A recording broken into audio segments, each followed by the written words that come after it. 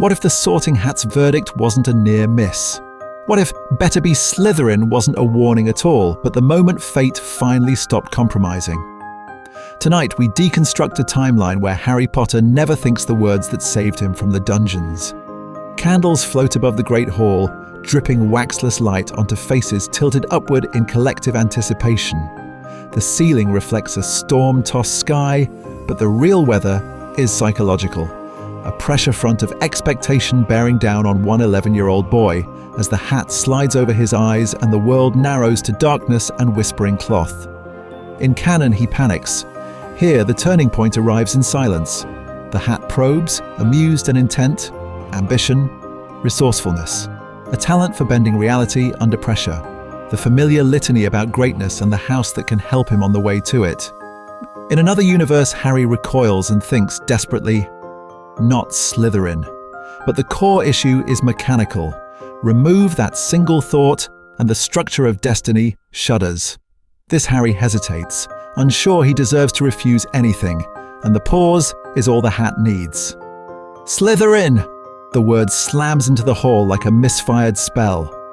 For a heartbeat, there is no applause, only the echo of that ancient house name attaching itself to the boy who lived. Then the reactions fracture outward. At the Slytherin table, Draco Malfoy's face splits into delighted disbelief. This is better than any alliance he tried to purchase on the train. At Gryffindor, Ron Weasley's jaw drops, his ears flushing red as betrayal and confusion tangle into a new identity for Harry. Not friend, but potential enemy. Dumbledore does not move. His stillness is its own kind of power, a quiet calculation behind half-moon spectacles as he watches the prophecy's subject walk, not to red and gold, but to green and silver. Imagine the psychological fracture radiating through every house banner in that moment. Hufflepuffs whispering about safety, Ravenclaws revising every theory of heroism, Slytherins recalibrating their hierarchy around a boy with a lightning scar. Harry steps down from the stool, legs unsteady, ears ringing. The Gryffindor table, where he almost sat, where Ron is already pulling his plate away as if loyalty were contagious, blurs in his peripheral vision. The rejection stings, sharp and childish and real. But the Slytherin table is doing something no one has done for him in 10 years. It is openly claiming him. Hands slap the wood, a few students stand, and the welcome is loud, possessive, a little dangerous. He sits beside Draco because there is nowhere else to go. The dynamic locks in quickly. Malfoy's smug excitement, Pansy Parkinson's appraising stare, Blaise Zabini's cool curiosity. Snape's gaze rakes the table, lands on Harry, and for once the subtext is brutal in a different way. This boy is under his direct jurisdiction now. Protection, resentment, and old trauma will all have to share the same dungeon corridors. Over this, imagine a voiceover pulling back from the candles and house tables, from the small hand gripping the Slytherin bench. One house scarf color will rewire everything. Friendships that never ignite. Enmities that soften into uneasy alliances. A prophecy interpreted through Serpentine values instead of Gryffindor bravado. From the hunt for the Philosopher's Stone to the Battle of Hogwarts, every move in the war will now be made with its supposed savior seated among the snakes. Harry's fingers curl around the edge of the Slytherin table, knuckles whitening as whispers coil through the hall like smoke. Hero, traitor, future Death Eater, future savior. The camera lingers on green and silver reflected in his glasses, then cuts to black on the question that will haunt this entire timeline. Did the hat just save the wizarding world, or doom it faster? Rewriting the legend. Why Slytherin changes everything and nothing. We pause the hall in that moment, green and silver on Harry's lenses, the whisper of Slytherin still echoing in his skull. To understand why this tiny pivot matters, we have to remember how close canon came to choosing this path already. In the original timeline, the Sorting Hat presses against Harry's mind like a quiet invader, murmuring that he could be great in Slytherin. Ambitious, resourceful, a natural fit for a house built on survival and power. Harry's response is pure panic. Not Slytherin, not Slytherin. It is a frightened child's rejection of an identity he associates with Draco's sneer and Ron's horror stories, and that resistance, repeated like a spell, shoves him across the aisle into Gryffindor. The turning point arrives on a single, desperate thought. Here, that thought never lands, or lands differently. Perhaps it weakens into a question. Not Slytherin. Why? And the hat, no longer fighting him, simply completes the sentence it began in canon. Better be Slytherin. The core issue is mechanical. We are not inventing a new Harry. We are removing one moment of terror from a conversation that already happened, and watching the structure of his life reassemble around it. Crucially, nothing fundamental about the prophecy changes. The one with the power to vanquish the Dark Lord is still the boy marked by Voldemort, born as the 7th month dies. That language never mentions lions or snakes, scarlet or emerald. Voldemort still falls in Godric's Hollow. Lily's sacrifice still weaponizes love against the killing curse. Snape's haunted loyalty to Lily still binds him to Dumbledore's plan, regardless of which common room Harry sleeps in. We deconstruct a timeline, but we do not erase its spine. What does change is the costume of heroism. Gryffindor in canon is open courage, Quidditch glory, roaring banners, the public performance of doing the right thing. Slytherin is the house people, lower their voices to discuss, where ambition and self-preservation are praised in private and condemned in public. Imagine the psychological fracture when the same boy, traumatized, lonely, desperate for belonging, is told he belongs with the feared ones. Does he become their conscience or their weapon? This is the dynamic we will track. Year by year, we will watch Slytherin. Harry moved through familiar crises from an unfamiliar angle, investigating the Philosopher's Stone while everyone assumes the snakes are the threat, hearing Parseltongue in the Chamber of Secrets as his housemates flinch at the mirror of their own reputation, confronting Sirius Black as a supposed traitor while Harry shares a common room with children raised on pure-blood paranoia. The subtext is brutal. Every victory risks confirming the world's worst suspicions about him. Alongside the external plot, we will stay inside his head, his shifting identity, his relationship to power, the slow corrosion or reinforcement of his moral boundaries as Draco offers friendship, as Snape offers protection laced with resentment, as Ron and Hermione become allies at a distance rather than roommates at his side. So the question that will haunt this analysis is simple and unnerving. Does Slytherin make Harry a sharper strategist and survivor, or a more plausible future tyrant, forced to fight his own house's expectations as fiercely as he fights Voldemort himself? The boy who lived, reframed, Harry's psychology in a serpent's skin. If Harry Potter wears green and silver, the real alteration is not cosmetic, it is psychological. We deconstruct a timeline where the boy who lived walks into Slytherin already half-trained in its survival code. Number 4. Privet Drive is his first common room. Deprivation is the decor. The cupboard is his dormitory. Petunia's eyes and Vernon's belt are a constant surveillance system that predates Filch by a decade. Canon frames Harry's defiance as embryonic Gryffindor bravery, but imagine the psychological fracture of a child who learns, very early, that open confrontation only gets you locked back in the dark. He survives by reading moods, by anticipating explosions, by redirecting blame. That is not chivalry. That is cunning. When Dudley's gang hunts him, Harry does not charge. He vanishes, behind bins, onto rooftops, into the blind spots of adult attention. The dynamic is clear. He is learning to win by not being where the blow lands. In Slytherin terms, this is the birth of self-preservation as strategy, not cowardice. The subtext is brutal. Before Hogwarts ever offers him a wand, trauma has already given him a working model of Slytherin resourcefulness. Once magic enters the equation, those traits stop being invisible. Consider the restricted section. Harry does not merely stumble into forbidden knowledge, he calculates. He times his movements with Filch's patrols, weaponizes the invisibility cloak, and lies smoothly about being out of bed. Later, he manipulates the Quidditch tryout structure by exploiting McGonagall's bias and the loopholes around first-year players. These are not accidents. They are early exercises in bending institutional rules without technically breaking them. He will deceive authority again and again when he deems the cause justified, sneaking to see Hagrid, forging permission for Hogsmeade, orchestrating Dumbledore's army under Umbridge's nose. The core issue is mechanical. Give this child a house that openly rewards secrecy, and the feedback loop becomes explicit rather than covert.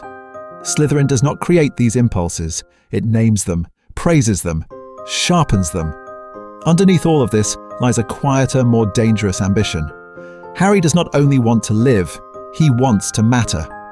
The cupboard boy walks into a world where his name is already legend, and the dissonance is intolerable. Public myth crowns him a noble Gryffindor hero. The private boy is angry, jealous, occasionally vindictive, the child who enjoys Malfoy's humiliation, who fantasizes about hurting Dudley back, who screams at Dumbledore and smashes his office. Which house is more honest about that interior landscape?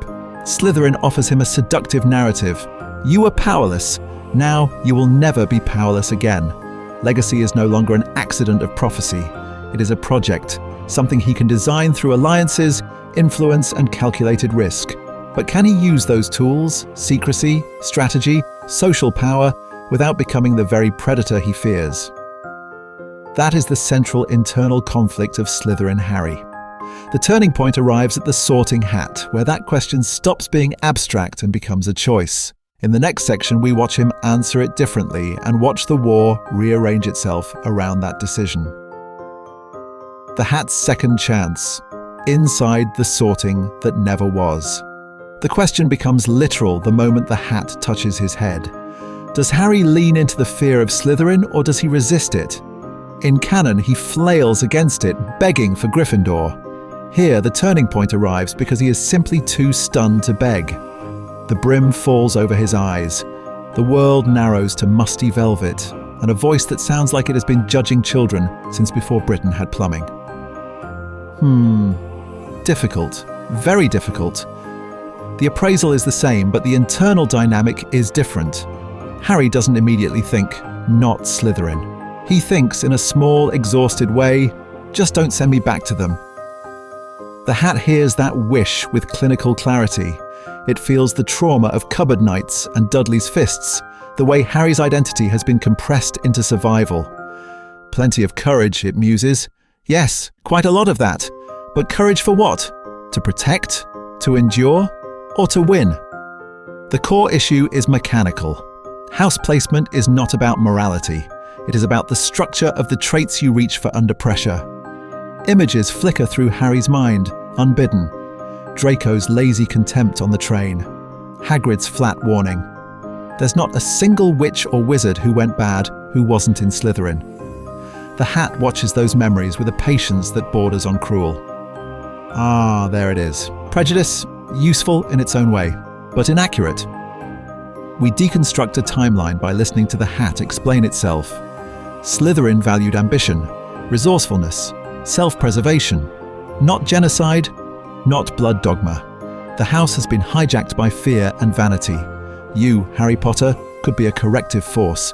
You know what real power feels like because you've lived without any. Harry flinches. The word ambition feels dangerous in his mouth. Ambition is what Uncle Vernon accused him of whenever he asked for basic human dignity. Yet the Hat keeps pressing, quasi-omniscient and strangely gentle. You want to prove them wrong. The relatives who said you were nothing. The boy on the train who thought you'd be his trophy friend. The world that expects you to be a symbol, not a person. That hunger is Slytherin's music. Imagine the psychological fracture as Harry realizes the traits he hates in Draco, calculation, pride, a taste for leverage, are embryonic in himself. The subtext is brutal. If Slytherin is bad and Harry belongs in Slytherin, what does that make Harry? For the first time, he is afraid not of Voldemort, but of his own reflection. He considers saying it. The words rise, not Slytherin. They hover on the edge of thought, burdened by Hagrid's loyalty and Ron's easy assumed friendship. But he is tired, overwhelmed. 11. Instead of a declaration, there is only a blank, shuddering silence. And in that failure to choose, the Hat's first instinct reasserts itself like gravity. You could be great, you know, terrifyingly so, but greatness is a direction, not a destiny. Very well then, better be Slytherin. The hall erupts.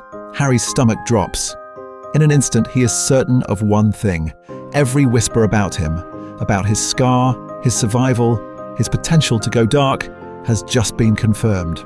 Or has it? In the next phase of this timeline, we watch how one whispered word in green and silver rewires every alliance, every suspicion, and the opening moves of the coming war.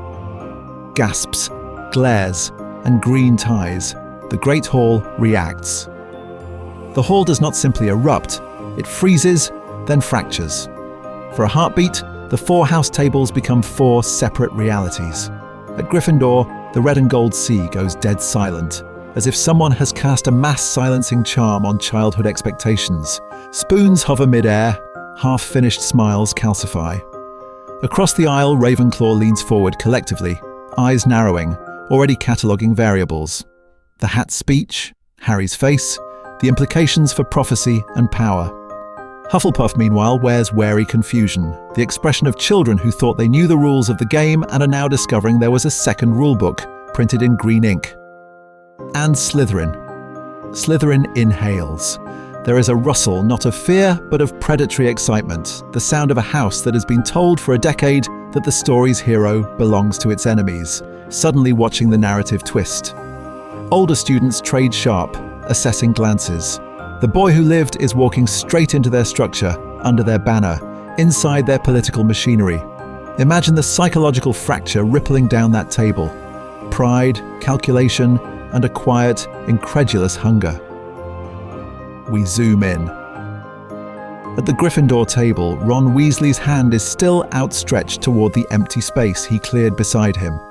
He pulls it back as if burned, cheeks flushing, eyes darting between the stool and the Slytherin end of the hall.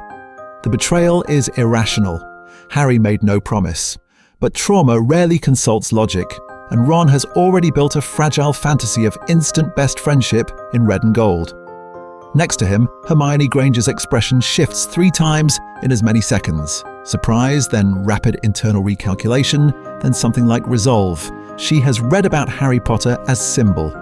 Now she is watching Harry Potter as anomaly, and the academic in her is already rewriting every conclusion. Across the hall, Draco Malfoy's smirk begins as triumph and ends as something more dangerous. Opportunity. The core issue is mechanical. If Harry is in Slytherin, then Draco's inherited script about blood, legacy, and house supremacy must be adjusted on the fly. You can almost see him running the numbers. A rival, a potential ally, a mirror. At the staff table, the tells are quieter but more devastating. Snape's mask slips for a single heartbeat, his eyes widening with naked, disbelieving recognition before the shutters slam back into place. McGonagall's lips thin, disappointment edged with a deeper concern. She is not thinking about house points. She is thinking about who will protect Lily's son in a den branded as dangerous. And Dumbledore, whose eyes usually twinkle on reflex, goes very, very still. We deconstruct a timeline in that stillness. A decade of plans predicated on a Gryffindor chosen one, now forced into a new configuration in the span of one whispered word.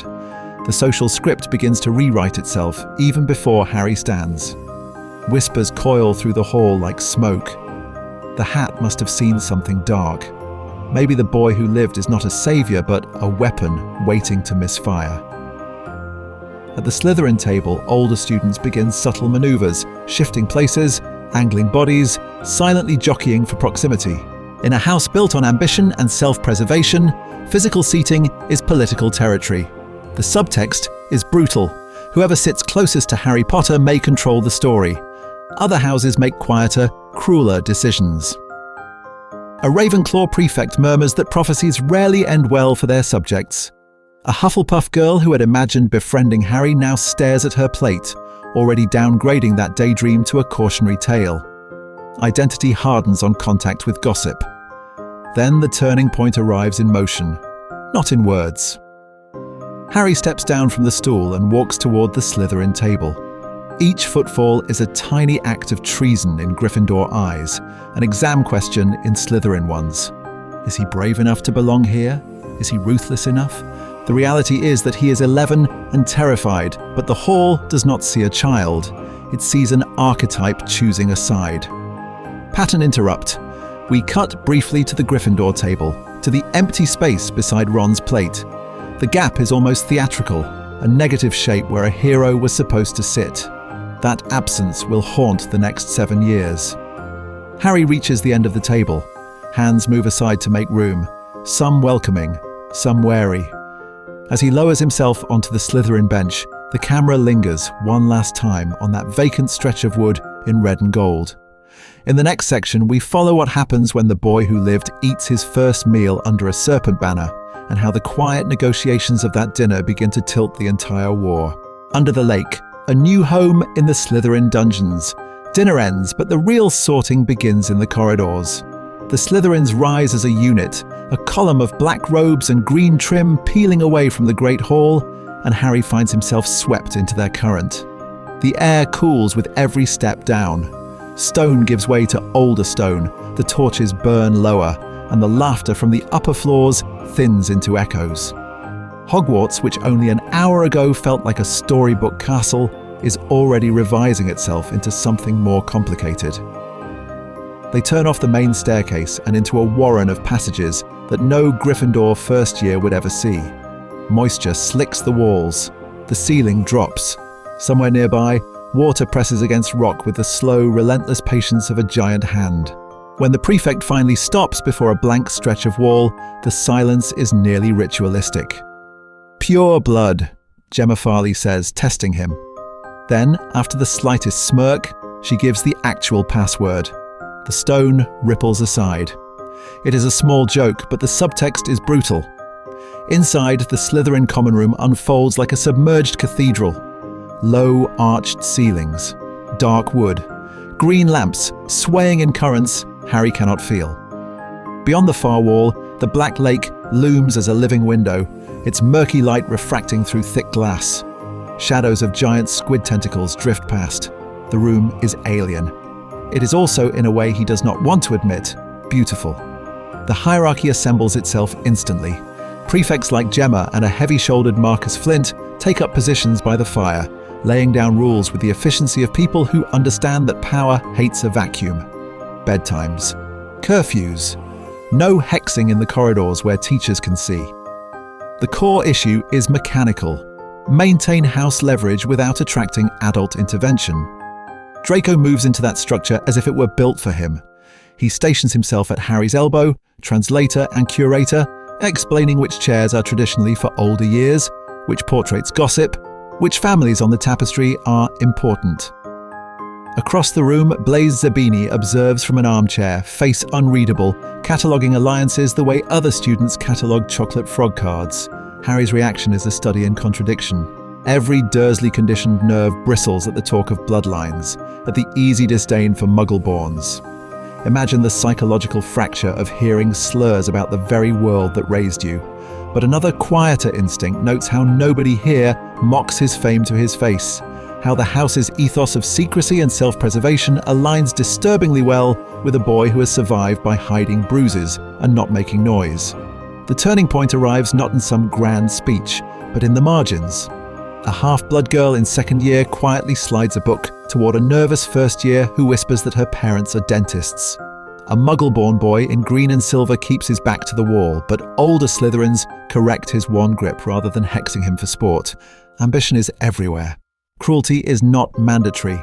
We deconstruct a timeline here where Slytherin is not a monolith of evil, but a pressure cooker that reveals who bends and who breaks. Later, in the dormitory, green hangings enclose Harry's four-poster like a forest of curtains.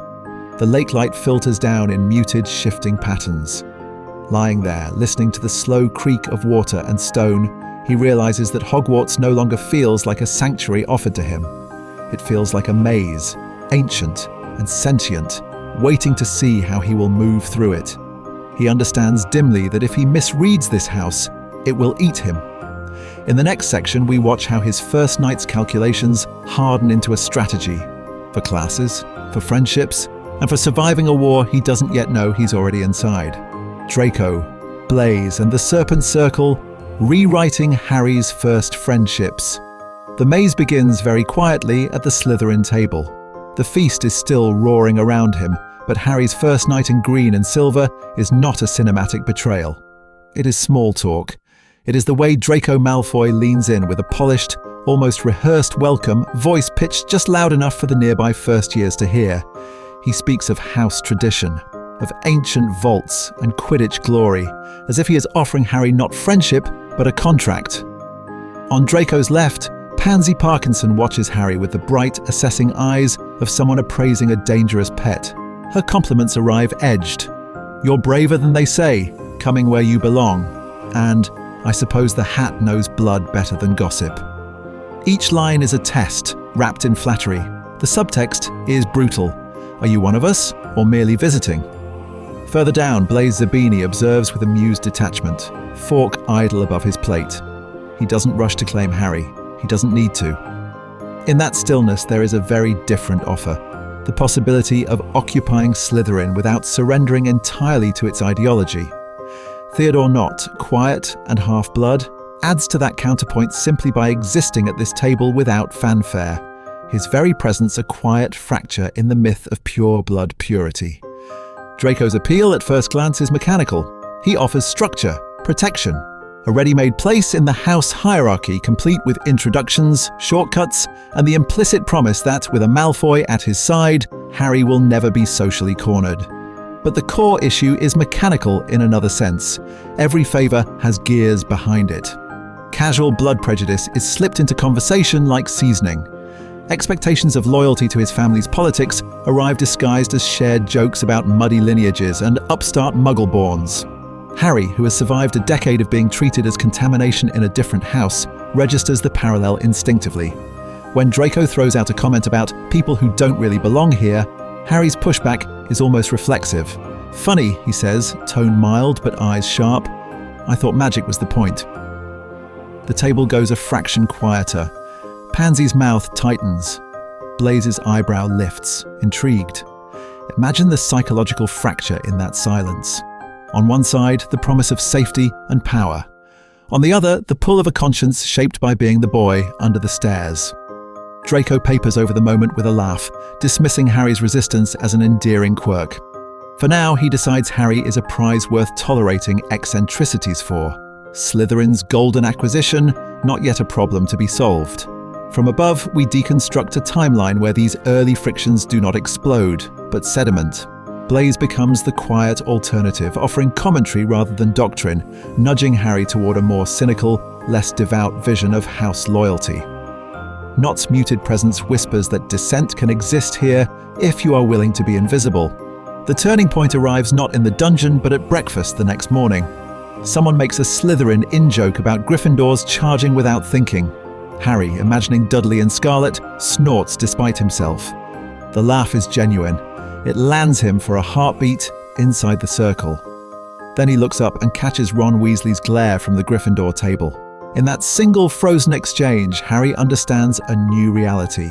His first almost friendship in this world, awkward, brief, but real, is already slipping into the category of enemy. His identity is being rewritten by the colours on his tie before he has cast a single spell, and Hogwarts, watching, adjusts its maze accordingly. The Gryffindor gap.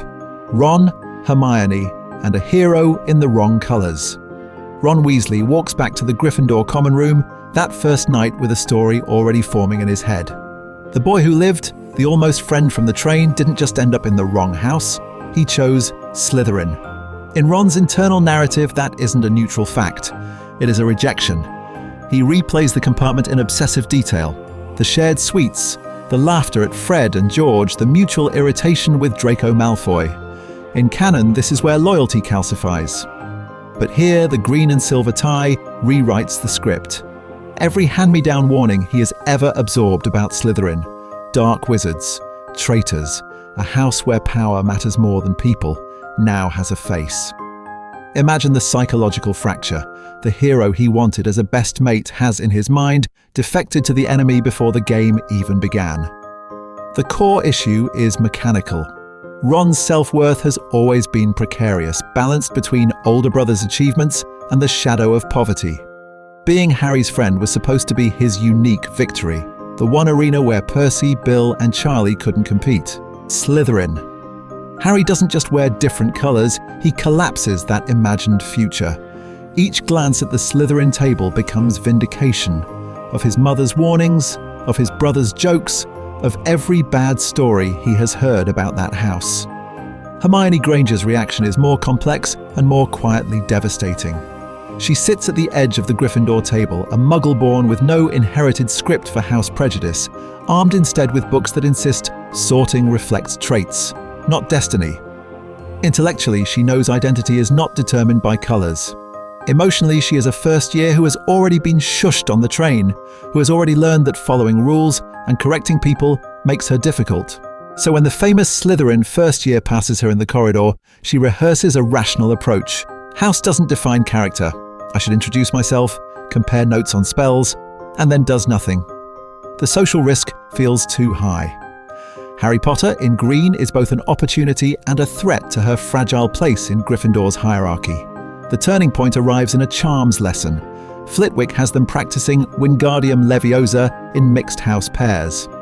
Harry, scanning the room, sees Ron and Hermione at a shared desk and moves toward them with a hopeful, almost guilty instinct.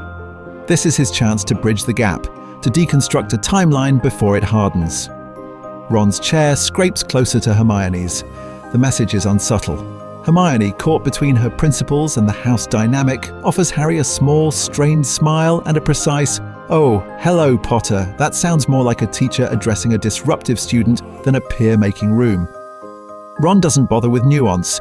His "table's full" lands with the bluntness of a slammed door. The subtext is brutal. No shared laughter over feathers finally lifting into the air.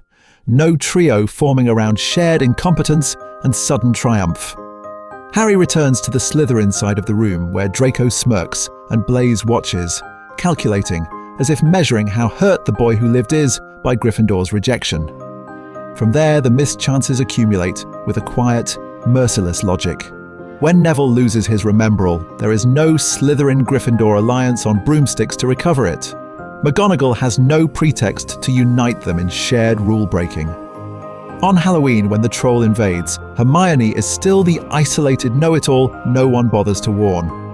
Ron's cruel comment about her in the bathroom lands harder, unsoftened by any prior bond. Harry hears about the troll from the Slytherin table, not beside her in the corridor, and his loyalties pull sideways. Hermione faces the troll alone longer. Ron's eventual guilt is sharper, but it orbits within Gryffindor. Harry's narrative, meanwhile, is being written in the Slytherin common room, where ambition and self-preservation are praised, and where a lonely boy learns that information is a better shield than trust. Picture the first weekend feast. The Great Hall glows with candlelight, the ceiling mirroring a calm, star-flecked sky that lies about how peaceful Hogwarts really is. At the Gryffindor table, Ron, Hermione, and Neville cluster near Seamus and Dean, laughter beginning to stitch them into a unit. At the Slytherin table, Draco leans in, voice low, spinning theories about Quidditch tryouts and the politics of house points. Harry sits between them, physically anchored in green and silver, emotionally adrift. His gaze flickers to the Gryffindor table, toward the life he almost had, then back to his own, where every word is edged with calculation. He is close enough to hear both worlds, and yet he belongs fully to neither. And as the candles burn lower, Hogwarts quietly begins engineering situations that will force him to choose which reality he will betray first. Snape's double vision. Protecting Lily's son in his own house. Snape notices before Dumbledore does. The Great Hall is still humming with post-sorting noise when his gaze snags on an impossible configuration of colours. Lily's eyes, bright and uncertain, set above a Slytherin tie. The concrete image is almost obscene. Green and silver where there should have been red and gold. Imagine the psychological fracture in that moment for a man who has built his entire identity on one catastrophic choice. Snape's first instinct is fury. Not at Harry, but at the structure of the universe itself. Gryffindor would have kept the boy at a distance, emotionally safer, politically cleaner, buffered by McGonagall's stern loyalty. But Slytherin places the child directly under his nose, within reach. within earshot of every whispered slur about Muggleborns, every half-coded reference to the Dark Lord's return. The core issue is mechanical. Proximity multiplies both opportunity and risk. He watches Harry laugh awkwardly at something Draco says. The resemblance to James in that tilt of the head is nauseating. The resemblance to Lily in the tentative, searching quality of the smile is worse. Snape understands with a spy's brutal clarity that Slytherin culture is not neutral background noise. Left alone, it will press against Harry's trauma, his hunger for belonging, and offer him a narrative. You were always meant to be one of us. Internally, Snape splits. His hatred of James is not academic. It is bodily, a stored violence that flares whenever Harry raises his voice or reaches for a broom. Yet his vow to Dumbledore, to protect Lily's son at any cost, now has a darker edge. Protect him from what? From external assassins, or from the ideological gravity well of his own house? We deconstruct a timeline where Snape is forced to admit that Slytherin is both shelter and recruitment pipeline. In the classroom, the adjustment is surgical rather than sentimental. Outwardly, he is worse. Points vanish from Slytherin as readily as from Gryffindor when Harry mouths off because Snape cannot afford the appearance of favoritism. His sarcasm is barbed, his criticism precise, especially when Harry drifts toward James-like impulsiveness, charging ahead in a potion without reading the full instructions, speaking before thinking, defending a weaker student with reckless bravado. But then the pattern interrupts. A quiet, almost bored warning murmured as Harry lingers after class. You will not attend that little gathering in the common room tonight. No explanation. No context. Just an order that conveniently keeps Harry away from a visiting 7th year with a dark mark-shaped gap in his social history.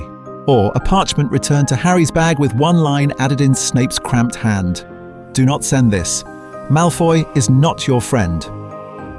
Harry misreads all of it. Of course he does. From his perspective, Snape is a house traitor, a man who despises his own colours and reserves a special, theatrical loathing for the boy who lived. The subtext is brutal. Harry assumes that being in Slytherin has only made Snape hate him more, has confirmed every adult prejudice about his identity. The reality is inverted. Slytherin has made Snape more invested, not less. The turning point arrives one late night when Snape intercepts an owl bearing a Malfoy crest and quietly burns the letter before it reaches Harry's hands, then later shuts down a dormitory conversation with a silken, lethal, "You will not speak that name in my house." Harry experiences it as more control, more hostility, another adult policing his choices. He has no idea that the man he loathes is already rerouting his path away from certain circles, rewriting which offers of power will ever reach him. And that invisible interference will matter when the first true invitation finally does. Quidditch, classrooms, and quiet tests. Year 1 with a Slytherin seeker. The next test of that invisible interference doesn't happen in a dungeon. It happens on a lawn.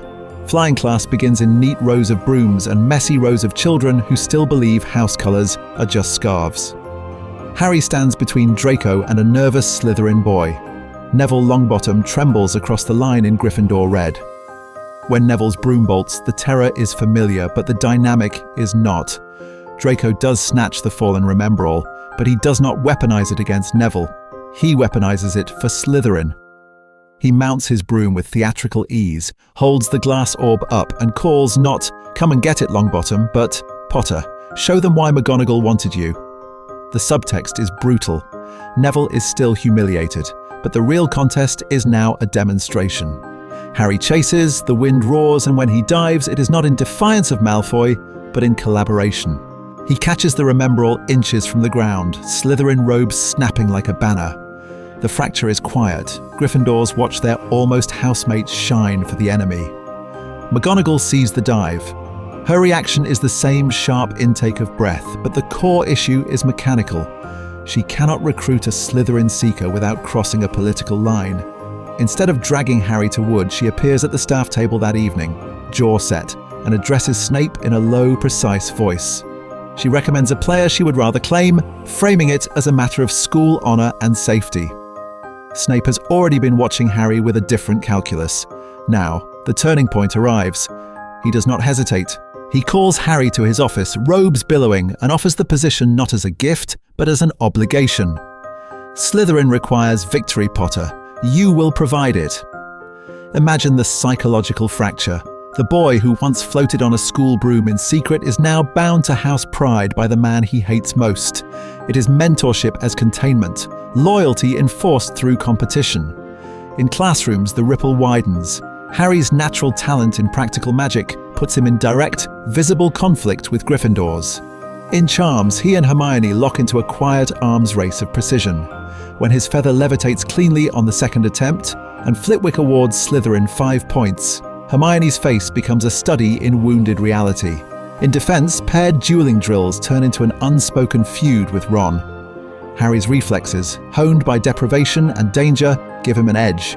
Each time a spell from Harry disarms Ron, the house line hardens. Professors reinforce the structure. Snape's rare clipped praise for a well-brewed potion from Harry lands like a public betrayal in Gryffindor eyes. Even when McGonagall grudgingly acknowledges his transfiguration work, there is a tension, as if she is complimenting a weapon aimed at her own house. Slytherin responds differently. They do not celebrate Harry as a friend, they celebrate him as an asset. In the common room, talk of tactics eclipses talk of homework. Draco sketches out Quidditch formations with Harry at the centre. Pansy speculates dryly about how many Gryffindor egos will shatter when the boy who lived catches the snitch in green. The loyalty here is conditional, transactional, but intoxicating to a child starved of belonging. The social cost is immediate. Gryffindor resentment congeals into a narrative. Harry chose them and then chose against them. Every Slytherin victory on the pitch will not just be a loss of points, it will be a referendum on his identity. Meanwhile, the background darkens. Harry notices Snape's limp and the angry welt on his leg after a particular November weekend. Quirrell's stutter seems to worsen whenever Harry enters a room. The turban feels less like fashion, more like armor. In the Slytherin common room, rumors coil. There is something hidden beneath the school, something ancient and valuable, and their new celebrity seeker might be the perfect distraction or key. Today, we deconstruct a timeline where those whispers and one midnight flight decide which forbidden door Harry tries first. The forbidden third floor. Curiosity, cunning, and the first temptation. The troll does not change, but the alliances around it do. When the stench rolls through the dungeons on Halloween, Harry is not sprinting after Ron to rescue a crying Gryffindor in a bathroom. He is at the Slytherin table, flanked by Draco, flanked by Blaze, listening as panic fractures the Great Hall into house-coloured clusters of fear. The core issue is mechanical. In canon, Harry's courage is given a clear, singular target. Hermione alone, in danger. Here, information is the first casualty. The Slytherins are herded towards the dungeons, and it is in that tight stone corridor that the gossip network activates like a nervous system. A prefect hisses that Quirrell lost the troll near the third floor. Another claims Snape vanished the moment Dumbledore spoke. By the time the doors close, Slytherin already has a working theory. The troll is not the problem. The third floor corridor is. Imagine the psychological fracture for Harry. The Gryffindor impulse, inherited from stories of his father he has never actually heard, says, run toward the danger, find the person who needs saving. The Slytherin training he is rapidly absorbing says, danger is a signal, not an invitation. Gather data, preserve your assets, turn chaos into cover. So when a second year murmurs that the staff have been patrolling the forbidden corridor all week, and a fifth year suggests, half joking, half deadly serious, that Potter could probably wander anywhere and they'd just assume he was lost, the idea lodges. His fame is not merely a burden, it is camouflage. The subtext is brutal. If something truly valuable is hidden at Hogwarts, the house built on ambition will not simply ignore it because a sign on a door says so. Over the next days, we deconstruct a timeline where reconnaissance replaces heroics as Harry's first move. He times staff movements, watches Filch's routes, notes when Quirrell's stammer disappears in private corridors. He experiments with a quieter kind of invisibility, keeping his head down in class, then slipping away under the cover of his own perceived naivety. To the teachers, he is a curious child. To Slytherin, he is a potential asset, mapping the perimeter of a secret. Draco becomes the complication. He wants in. The very word stone makes his eyes light with fantasies of prestige, of power, of letters home that finally impress Lucius. But he also understands structure. Cross Dumbledore openly, and even Malfoys bleed. His loyalty is not to Harry, not yet, but to the Malfoy identity and its survival. He hovers at the edge of Harry's plan, feeding him rumours. Snape arguing with Quirrell, a Gringotts break-in that failed. Then pulling back, insisting he will not be caught at Potter's side when the headmaster inevitably notices. The turning point arrives on a quiet night, long after the troll is reduced to a cautionary anecdote. Harry stands before the locked third-floor door, wand in hand, heart hammering, not with fear, but with calculation. This is not a Gryffindor dare. It is an exam in Slytherin ethics. In this house, breaking rules is not rebellion. It is curriculum, provided you leave no trace. He whispers a charm, feels the lock resist, and realizes the real question is no longer, what are they hiding? It is, who else is already trying to reach it, and how far is he willing to go to get there first? Quirrell, Snape, and the suspect house. Investigating from within. Harry expects the answer to be in the lock. It takes him a few days to realize the rest of Hogwarts thinks the answer is in him. Rumors travel faster than owls. Gringotts was broken into. Someone tried to steal whatever Hagrid pulled out the day he escorted the boy who lived. Now there are whispers of attempted break-ins at night, of a forbidden corridor, of protection spells humming through the stone. In that climate, Slytherin is not a house, it is a suspect profile, and Harry, draped in green and silver, becomes walking probable cause. The surveillance is polite, almost invisible, and therefore more suffocating. McGonagall's eyes linger a beat too long when he passes the staff table. Flitwick's questions and charms come edged with a strange clinical curiosity, as if he's testing not just Harry's magic, but his loyalty. Even Hufflepuffs lower their voices when he sits near them in the library. The subtext is brutal. If there is a dark plot unfolding at Hogwarts, the obvious place to start looking is the Snake Pit. Inside Slytherin, the dynamic is even more psychologically charged. Snape is not merely a menacing teacher now, he is the structural authority over Harry's daily life. Detentions, curfews, passwords, the rhythm of house meetings, all filtered through that sallow scowl. When Harry spots him slipping toward the third-floor corridor after curfew, or emerging from side passages that map suspiciously close to the forbidden door, the pattern writes itself. Of course, the head of Slytherin is involved. Of course, his own house is the mechanism. Here, the core issue is mechanical. In canon, Harry's suspicion of Snape is mostly emotional, built on humiliation and bias. In this timeline, Snape actually controls his access, his alibis, his movements. Imagine the psychological fracture of suspecting that the adult who signs your Hogsmeade permission slip might also be negotiating with the Dark Lord. Draco and Blaze become his accidental intelligence network. Over chess and late-night cocoa in the common room, they repeat fragments overheard at polished dinner tables, their parents debating Gringotts security, speculating that Dumbledore is hiding something ancient at the school, muttering about the Dark Lord's unfinished business and a boy who tipped the balance. They are not Death Eaters, they are children transmitting half-truths like contaminated letters. Harry stitches those fragments to Snape's movements and gets a perfectly plausible, perfectly wrong conspiracy. The turning point arrives on a wet, sleeting night outside the Quidditch pitch. Harry, stumbling back from a late strategy talk with Marcus Flint, feels his broom buck under him, an invisible hand wrenching at the handle. His vision tunnels. He claws at the air. In the stands, Quirrell's eyes are fixed, lips moving in a rhythm that is not prayer. Pattern interrupt. It is not Snape's gaze he meets. It is Snape's counter-curse. From the ground, Harry watches his head of house, face contorted with effort, muttering fiercely in the opposite direction, anchoring the broom. Snape is not attacking. He is shielding. The reality lands with more force than the eventual crash into the mud. If Snape wanted him dead, this was the cleanest opportunity. In the hospital wing afterward, Harry replays every corridor sighting, every overheard comment, and realizes the alignment has been off. The greasy bat in the dungeons may be dangerous, but his danger aims outward. The real threat is quieter, wrapped in a turban and a stutter, moving through the castle like a harmless malfunction. We deconstruct a timeline here where Harry's next decision is not heroic in the Gryffindor sense, but strategic in the Slytherin sense.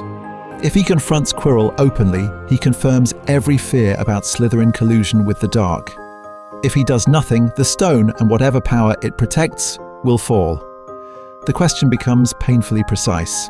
How does a Slytherin Harry act decisively without damning his house's already fragile identity? He starts planning for a confrontation that must be surgical, deniable, and, above all, his. The mirror of Erised in green. What Slytherin Harry really wants. The turning point arrives not in a duel, but in a quiet, forbidden classroom with a tarnished mirror. Harry has been planning a surgical strike against Quirrell, calibrating every move to protect the stone without damning Slytherin. But when the invisibility cloak leads him to the mirror of Erised, the dynamic shifts from strategy to revelation. Strategy can be revised. Desire is harder to negotiate. In canon, he sees his family in ordinary robes, a neutral background for impossible love. Here, the image is weaponized by color. His reflection stands in deep green and silver, the Slytherin crest bright on his chest. Behind him, Lily's hair is a vivid spill of red against emerald. James's glasses catch the light above a tie striped in green. They are not dragging him away from his house. They are aligning with it. Imagine the psychological fracture. In his waking life, Slytherin is a social sentence. Whispers in corridors. Weasley's disgust. A house legacy welded to Voldemort. In the mirror, the same colors become absolution. Lily's hand settles on his shoulder, fingers relaxed rather than restraining. James adjusts his own green and silver scarf like it's a Quidditch banner, not a moral indictment. No one is asking him why he wasn't brave enough to be a Gryffindor. The subtext is brutal. Harry realizes he has been carrying two parallel fears, that he will never have a family, and that if he did, they would be ashamed of what the Sorting Hat saw in him. The mirror resolves both in one impossible image: parents who know he is Slytherin and love him without conditions. It is not just comfort, it is a verdict that his identity is survivable. But the mirror is not finished with him. On a second visit, when the initial shock has dulled into hunger, the reflection flickers. The scene jumps forward in time. Now he is older, taller, the green robes edged with prefect silver, then something more ornate. House leader, not house outcast. Other Slytherins cluster around him, shoulders angled toward his like planets around a center of gravity. Their faces blur, but their posture is unmistakable. Deference. Here, the core issue is mechanical. Is the mirror showing the same desire, belonging, scaled up through adolescence? Or has belonging quietly mutated into power? Does the boy who wanted one family risk building another that obeys him rather than knows him? Dumbledore finds him there as before, but the conversation lands differently. He still warns that the mirror shows not your face, but your heart's desire. Yet his gaze rests just a beat too long on the Slytherin crest over Harry's heart. There is a test embedded in the gentleness. Will this Slytherin Harry flinch when power is named, or lean toward it? We deconstruct a timeline where Dumbledore chooses reassurance over suspicion. He reminds Harry that houses are cultural structures, not prophecies, that a Slytherin can be loyal, self-sacrificing, even self-effacing. Destiny, he suggests, attaches to choices, not colors. Harry walks away from the mirror more conflicted than his Gryffindor counterpart. He is grieving parents he cannot touch. Yes, but he is also haunted by two competing futures: the boy in green embraced by his family, and the young man in darker, heavier robes, surrounded by followers. The question he cannot yet name is simple and terrifying. When the war forces him to choose, which version of himself will feel more real?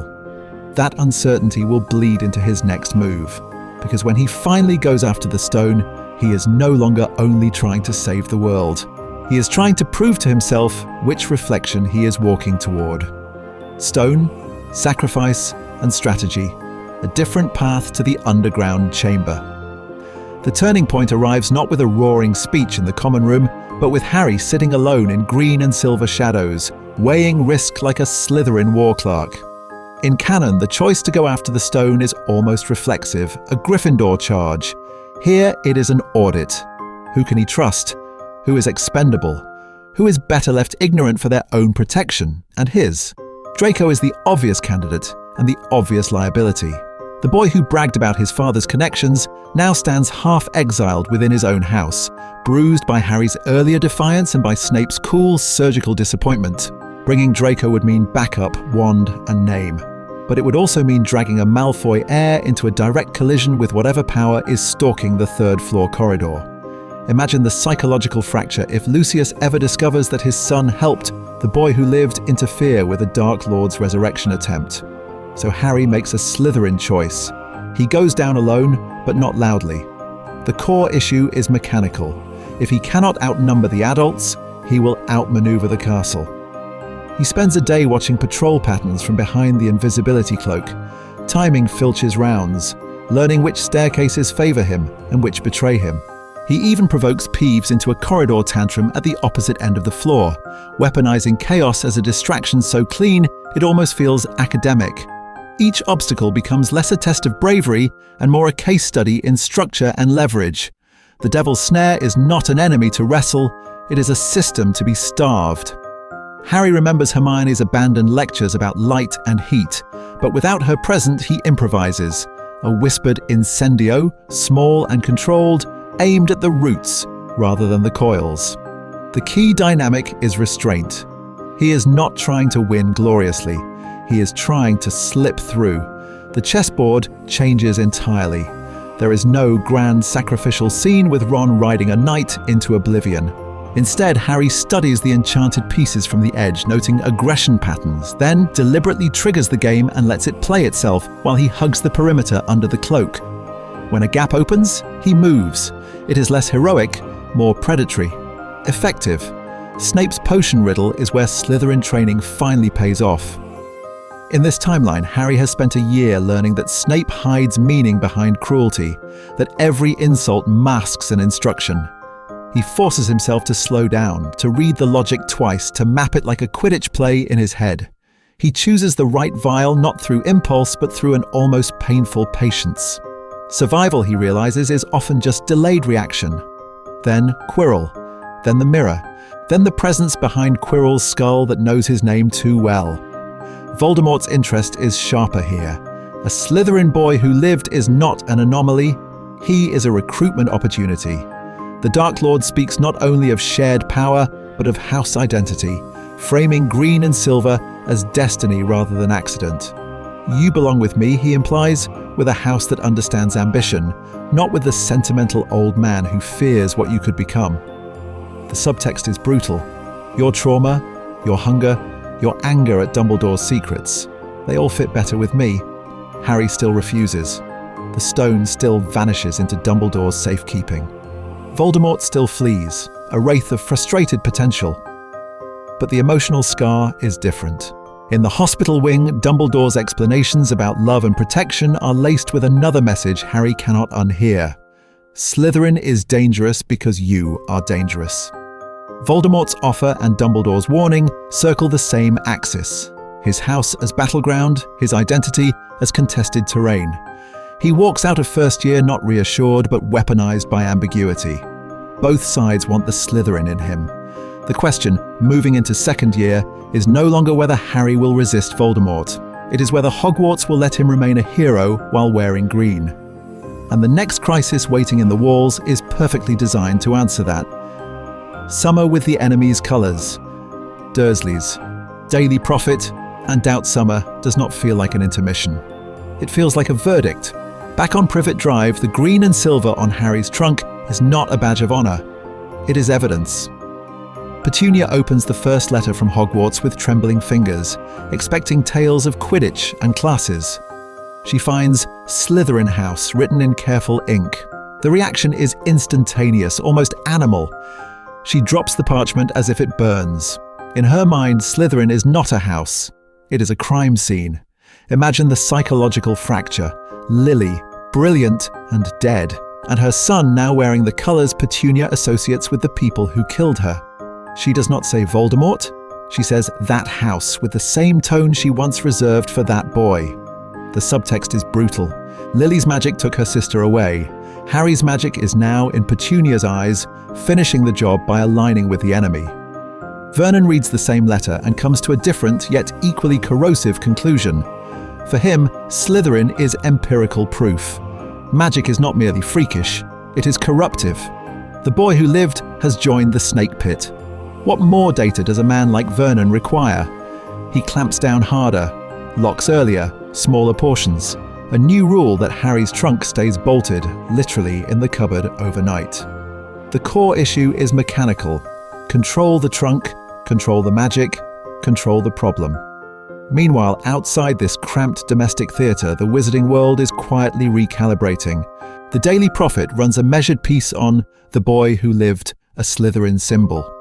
Traditionalists in the opinion columns praise the irony, the saviour in Salazar's house, proof that Slytherin is not inherently dark.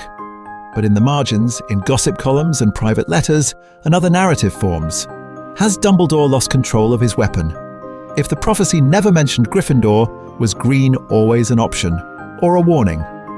We deconstruct a timeline where Harry cannot escape any of these gazes, yet he has no Weasley car crashing through the horizon, no maternal Mrs. Weasley to send knitted jumpers and anchor him to the red and gold side of the board. Ron's letters are fewer, awkward, threaded with unexamined prejudice about snakes.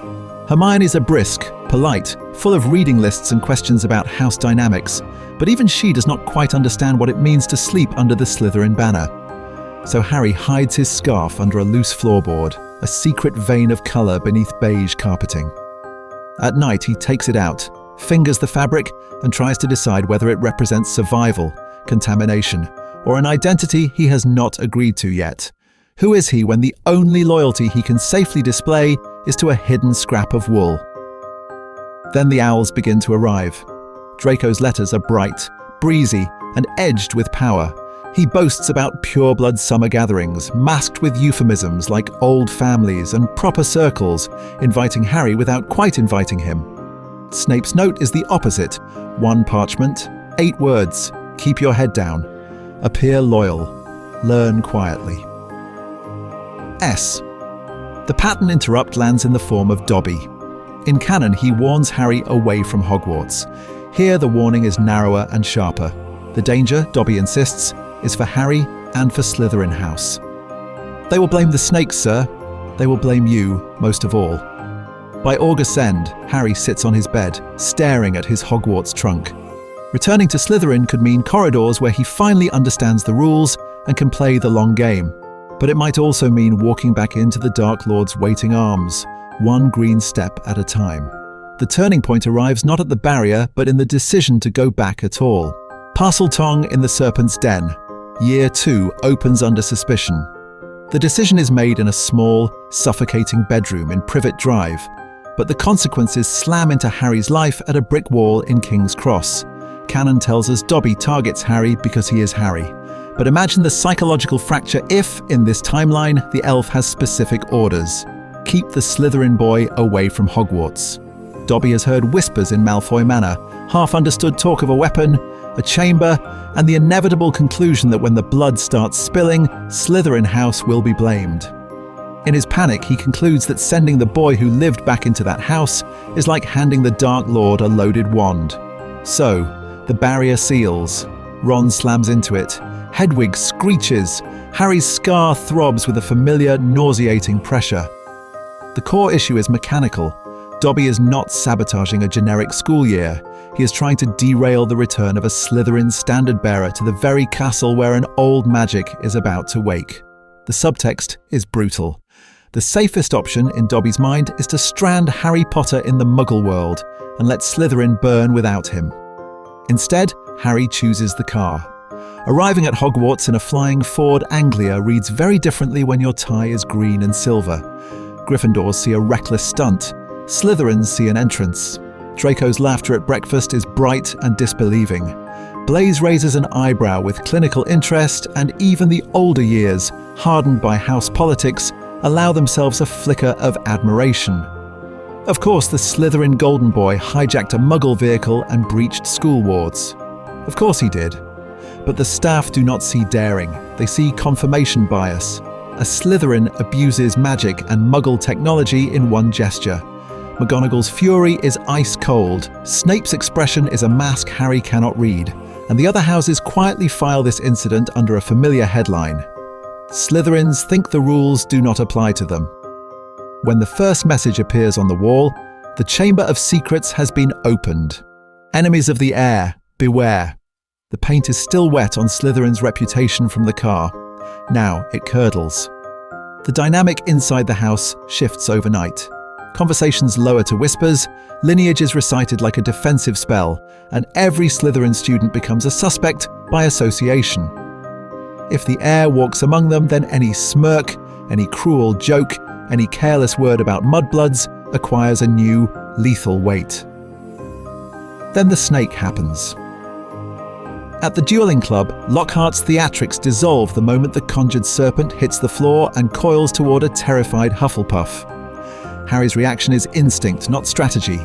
He speaks, and the sound that comes out is not English. Parseltongue slithers through the air, oily and intimate, and the entire hall freezes. For Slytherins, this is revelation. Their house hero, already branded by prophecy and survival, now speaks the language of Salazar himself. Draco's eyes are shining. A few younger students look at Harry with open, almost religious loyalty. For everyone else, the scene is horror. The boy in Slytherin colours hisses at a snake, and it obeys. What conclusion are they supposed to draw? We deconstruct a timeline where the label Heir of Slytherin does not drift toward Harry by rumour. It slams into him like a curse. He is in the right house with the right powers at the exact wrong moment. The turning point arrives not in whether people suspect him, they do, but in how he chooses to respond. That night, the Slytherin common room is quieter than usual. Green light from the lake filters through the windows, distorted by the slow press of water and the shadows of passing tentacles. Harry sits alone, listening to the muffled groan of the lake against the glass, feeling the castle's ancient magic hum through the stone. Somewhere above, a monster moves through pipes, following a voice only he can almost hear. The reality settles like cold lead. The terror stalking Hogwarts is tied to his house's founder, to the language in his own throat, and, if the whispers are right, to his very identity. If Slytherin is on trial, then so is he. Diary Draco and divided loyalties, hunting the Heir from within. The castle does not sleep, but it does hold its breath. When the dueling club is announced, it feels less like extracurricular magic and more like an unofficial inquest. If the monster belongs to Slytherin, then surely its heir will reveal himself when wands are drawn. On the platform, reality tilts. In canon, Harry faces Draco under Lockhart's theatrical supervision. Here, the structure is crueler. Snape's eyes pass over the green and silver ranks, then the red and gold. Harry Potter, Slytherin's second year, is paired not with Malfoy, but with Ron Weasley. Best friend turned public rival. Wand against wand, and history between them like a live wire. The opening volleys are textbook. Disarming charms, stinging hexes. The shallow end of sanctioned violence. But the turning point arrives when Snape murmurs a suggestion in Draco's ear, and Malfoy, eager to demonstrate, conjures the snake not at Harry but between the houses, letting it coil on the flagstones, head swinging toward a terrified Muggle-born Gryffindor at the front. The core issue is mechanical. Harry moves before he thinks, driven by the same instinct that made him chase a rogue bludger, and the language that explodes from his mouth is not English. Parseltongue in the echoing silence is a verdict. Gryffindors recoil, Hufflepuffs whisper, even Slytherins flinch. Imagine the psychological fracture in that instant. Harry hears himself protecting a child, but the hall hears Slytherin's heir commanding his beast. Ron's face hardens. Draco's goes oddly blank. In the days that follow, Draco leans into the chaos with the precision of a boy raised on ideology. He boasts in corridors about the heir of Slytherin, tosses the phrase mudblood like a weapon, and lets everyone assume he knows more than he does. Yet when the torches burn low and the jokes die, he watches Harry. He notes which attacks leave Harry white-faced, how his hand trembles when another petrified body is found. The dynamic shifts. Draco is using the terror to score points, but he is also studying his famous friend as if waiting for something inside him to crack open. The diary enters this pressure cooker almost quietly. No flooded bathroom, no frantic Ginny. Instead, a smaller Slytherin, eyes rimmed red from sleeplessness, slips a slim black book into Harry's bag in the common room. They mutter that it's old Slytherin magic, protective, been in the house for years, and that if anyone can make it work, it's him. Power, offered as comfort. Harry does not trust easily, but isolation is its own trauma. Gryffindors think he is a monster. Professors treat him like a volatile artifact. Even Snape's protection feels like surveillance. So when the diary answers, when Tom Riddle writes back in neat, patient script, Harry feels something dangerously close to relief. Here is someone who understands being a Slytherin outsider, who speaks about house loyalty without the Malfoy sneer, who frames ambition as survival rather than sin. We deconstruct a timeline at this point and see the trap closing. Each conversation with Tom sands down Harry's doubt, reinterprets events, offers a narrative where Slytherin is misunderstood and Harry is its necessary reformer. The subtext is brutal. To heal his fractured identity, he is invited to merge with the very legacy hunting Muggleborns in the dark. Picture the final image of this chapter of his life. The Slytherin common room glows green from the lake outside, waterlight rippling over stone and scaled carvings. Harry sits alone, the house around him murmuring in sleep as he bends over the diary. Riddle's handwriting unfurls across the page, intimate and precise, answering questions Harry has never dared voice aloud. He does not see the ink sinking into him as much as the other way around. When the diary politely asks to show him a memory, to pull him inside, he hesitates for only a heartbeat. Then he presses his hand to the page in the heart of Slytherin's domain and unknowingly invites its darkest heirloom directly into his mind, into the chamber as a Slytherin, monsters, myths, and moral lines. When the memory spits him back out, Harry staggers in the Slytherin common room, drenched in someone else's past. The firelight paints the stone green, and for a heartbeat he cannot tell if he is Harry Potter or Tom Riddle's unfinished sentence. Suspicion closes in before the ink has even dried on his awareness. Whispers follow him down corridors. Hufflepuffs press against walls as he passes. Ravenclaws fall abruptly silent in doorways. Gryffindors no longer heckle him. They simply move away, as if proximity itself is a risk. In Slytherin, the dynamic fractures.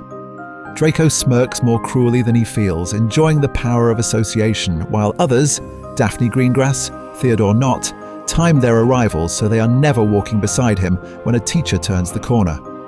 Imagine the psychological fracture of being feared as the heir to the man who murdered your parents in the house that bears his ideological brand. The subtext is brutal.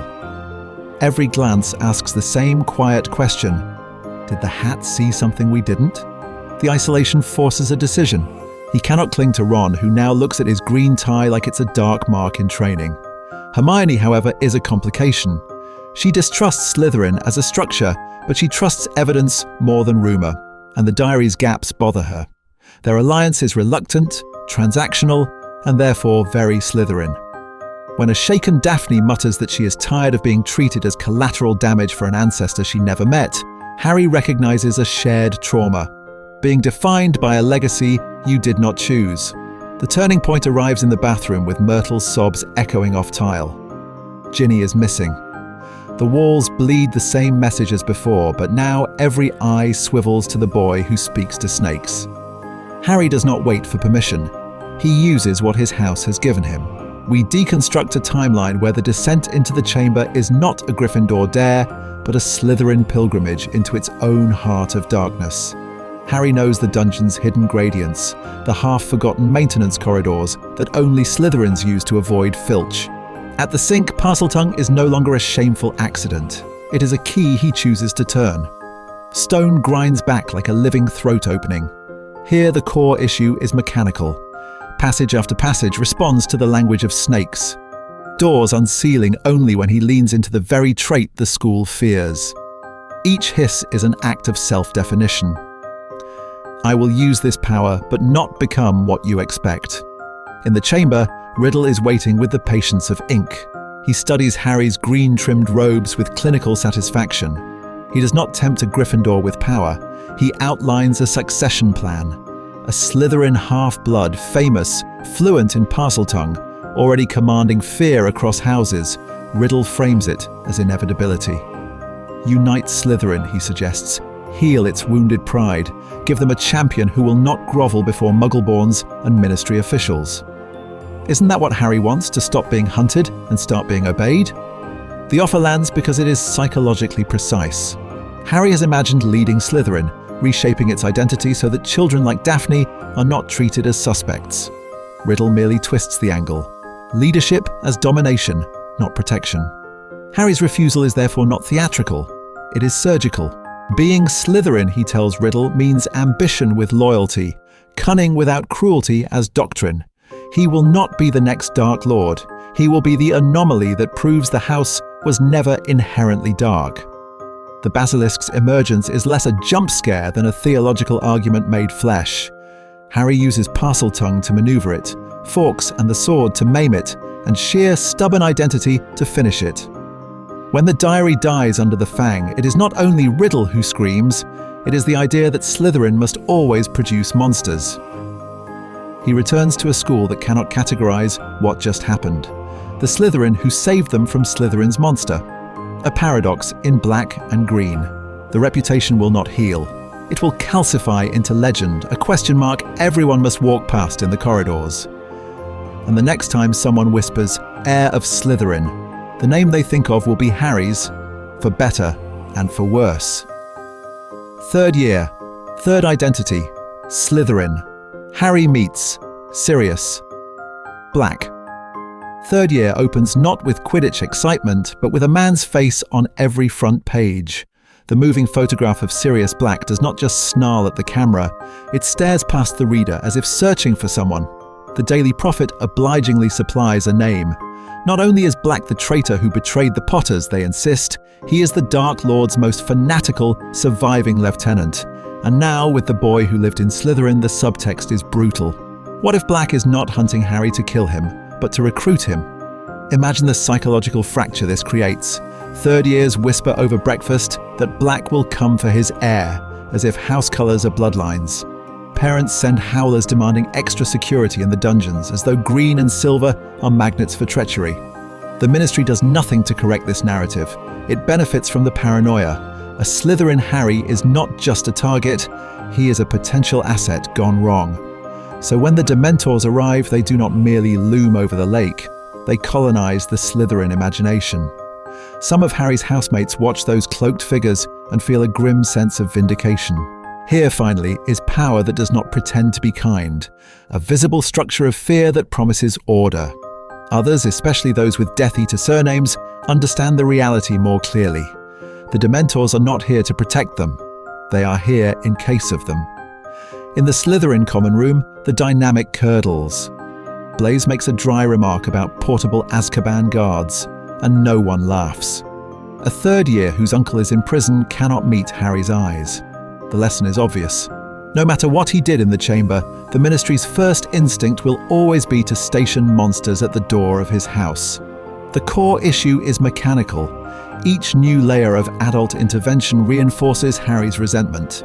The Ministry fears him as a symbol gone off script. Hogwarts half trusts him as a necessary anomaly, and Dumbledore, still omniscient and infuriatingly gentle, withholds the full truth about Sirius, about the prophecy, about why Dementors were ever allowed near children. Every secret is another brick in the wall between Harry and institutional authority. Into this climate walks Remus Lupin, shabby robes and tired eyes, carrying a briefcase and a history he does not advertise. Lupin does what no one else has managed. He looks at Harry in green and silver and sees a person, not a prophecy. He remembers Lily's fierce loyalty, Snape's corrosive bitterness, and an entire school career where Slytherin meant enemy. Now he is asked to teach Lily's son, who sits at the Slytherin table, and who by all accounts might be the one Black is coming for. Lupin's kindness is precise rather than sentimental. Chocolate after Dementors. Quiet praise when Harry's spell work is sharp. No lectures about house identity. But even he flinches, almost imperceptibly when Snape's gaze lingers on Harry during a staff meeting. Old Marauder wounds reopen in the shadow of green and silver. By mid-year, the mystery of Sirius Black is no longer just a headline. It is a gravitational field. Why would a supposed Death Eater care so much about him? Why does Dumbledore keep speaking in riddles whenever Harry asks about his parents' friends? As we deconstruct a timeline where Harry's house has already rewritten his present, the turning point arrives. This investigation will not only reveal who betrayed the Potters, it will force Harry to question the narrative of his own past and whether the boy who lived was ever the hero he was told he was. Marauders, map, and mixed allegiances, reclaiming a legacy in Slytherin. The Marauders map does not arrive as a friendly joke. It arrives like contraband crossing enemy lines. When Fred and George corner Harry in a deserted corridor, their usual bravado is tempered by calculation. In canon, they hand the map to a fellow Gryffindor mischief maker. But here they are staring at a Slytherin whose tie is the wrong colour and whose reputation is dangerously ambiguous. What if they are arming the wrong side? What if this green and silver Harry hands their greatest treasure straight to Snape? The core issue is mechanical. The Weasley twins thrive on house loyalty as an informal protection spell. Sharing secrets within Gryffindor is safe because the social structure will shield them. Handing the map to a Slytherin fractures that reality. So they hesitate, interrogate, test him with half-truths and throwaway lines about rules. Only when Harry's resentment toward Filch and his quiet disdain for Umbridge-like authority bleed through do they commit. Even then, the transfer is tense, almost ceremonial, a folded parchment pressed into his palm with a warning, not a wink. Of course, the map becomes contraband twice over. Snape, already suspicious of this Slytherin who keeps appearing near trouble, nearly intercepts it during a corridor sweep. There is a brief, suffocating moment in which the map lies between them on a desk, Snape's wand hovering, Harry's pulse roaring in his ears. The irony is vicious, a Gryffindor relic created in part to torment Severus, now concealed by the Slytherin boy he is sworn, reluctantly, to protect. When Harry finally unlocks the parchment, the psychological fracture is immediate. His father, James Potter, is not the noble martyr he has constructed from Hagrid's stories and Gryffindor legend. He is Prongs, a prankster whose name cavorts alongside Padfoot, Moony, and Wormtail. The subtext is brutal. These were Gryffindors who used brilliance and power not just against dark wizards, but against an awkward, isolated Slytherin named Severus Snape. Imagine the psychological fracture of reading those names while wearing Slytherin colours, knowing that the man they tormented now deducts points from your house and shields you from Voldemort in the same breath. Harry's identity war intensifies, past Gryffindor cruelty, present Slytherin suspicion, and an emerging moral code that refuses to romanticize either side. The map predictably becomes a Slytherin instrument. Harry uses it to skirt Dementor patrols, to time his movements across the grounds with surgical precision. He lingers near staff rooms, memorizing the routes of Dumbledore, McGonagall, and Snape, learning where power literally walks at night. Mischief shades into espionage. This is not about sneaking to honeydukes. It is about surviving in a castle where every adult seems to be managing him like a chess piece. Yet empathy seeps in through the ink. Watching Severus Snape linger alone in empty corridors or stand outside the hospital wing long after curfew, Harry cannot unsee the boy his father hexed for sport. He still bristles at Snape's contempt, at the unfair detentions and public humiliations, but the dynamic has shifted. We deconstruct a timeline where Harry's anger is no longer pure. It is braided with reluctant understanding and a quiet, corrosive guilt. The turning point arrives late one night when the map shows 4 names in eerie proximity: Sirius Black, Peter Pettigrew, Remus Lupin, Severus Snape. Harry stares at the tiny inked letters, each representing a man with a different version of his story, a different claim on his loyalty. Who can he afford to trust when every adult narrative contradicts the last? As one of the names begins to move, breaking away from the cluster, Harry has to decide whether to follow the map or finally defy it. The Shrieking Shack in Green. Choosing sides between Sirius and Snape. The moving ink leads him not to safety but to a ruin. The Shrieking Shack is a skeleton of a house, a physical metaphor for Harry's inner structure at this point. Rattling, hollow, held together by habit and fear. Gryffindor corridors have been buzzing all year with one narrative. Sirius Black is hunting the boy who lived. But in the Slytherin common room, down in the green-lit depths, the whispers are different. A notorious prisoner who broke Azkaban. That sounds less like a monster and more like a potential asset. Imagine the psychological fracture this creates. Gryffindors see a martyr in waiting. Some Slytherins see a weapon that might one day be pointed at Dumbledore, at the Ministry, at anyone who has ever called them evil by default. Harry walks into the shack carrying both projections on his back, and neither of them feel like his. When the door slams and Sirius steps from the shadows, the canon expectation is simple. Predator meets prey. But here, there is an extra beat of silence as Sirius's eyes drop to the silver and green on Harry's chest. The reaction is visceral. He flinches, not from Harry's wand, but from the reality of that serpent crest. This is James's face framed by the colours he and his friends weaponized against Severus Snape for 7 years. The subtext is brutal. Sirius is suddenly standing in a hall of mirrors, his own bullying, his betrayal of his family, his blind loyalty to James. Did history repeat with Dumbledore calmly allowing Lily's son to be thrown into the house they all mocked and feared? For a moment, his guilt is louder than his hunger or his rage. Then the turning point arrives in a single swish of cloak and a flash of resentment. Snape. In the original timeline, his entrance reads as petty triumph. Here, the dynamic is inverted. Cloaked in black, wand fixed on Sirius, Snape is not merely an embittered teacher, he is a head of house protecting one of his snakes from a Gryffindor threat. The core issue is mechanical. Authority, power, and duty are suddenly aligned with his hatred. He calls Harry Mr. Potter, but the protective edge is unmistakable when he adds, "my student." In his mind, this is the night he prevents another Slytherin tragedy authored by marauding Gryffindors. It is, in a twisted way, chivalry in green. Harry's choice slices across all of this. To stun Snape, to lower his wand in front of Sirius Black, is not just teenage defiance. It is a Slytherin student publicly rejecting the man who shields his house in favor of a Gryffindor criminal whose story feels more honest than any staff room narrative. He is asserting that loyalty will follow truth, not colours. Pattern interrupt. This is the moment Harry becomes dangerous to every faction. If a Slytherin can choose like this, house lines stop being reliable fault lines in the coming war.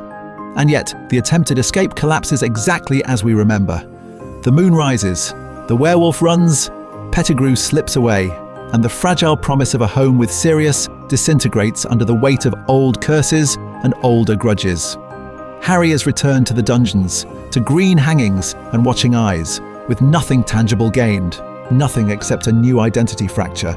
He now knows that Slytherin does not dictate his heart, but it may dictate how the world judges every spell he casts. That tension will define his next move. 4th year, a Slytherin champion in a rigged tournament. The year does not open with Quidditch glory or a peaceful train ride. It opens with blue-white fire and a wooden cup spitting out a name that should have been impossible. Not just Harry Potter. Harry Potter Slytherin. The Great Hall doesn't breathe, it recoils. Gryffindor's reaction is instantaneous and visceral.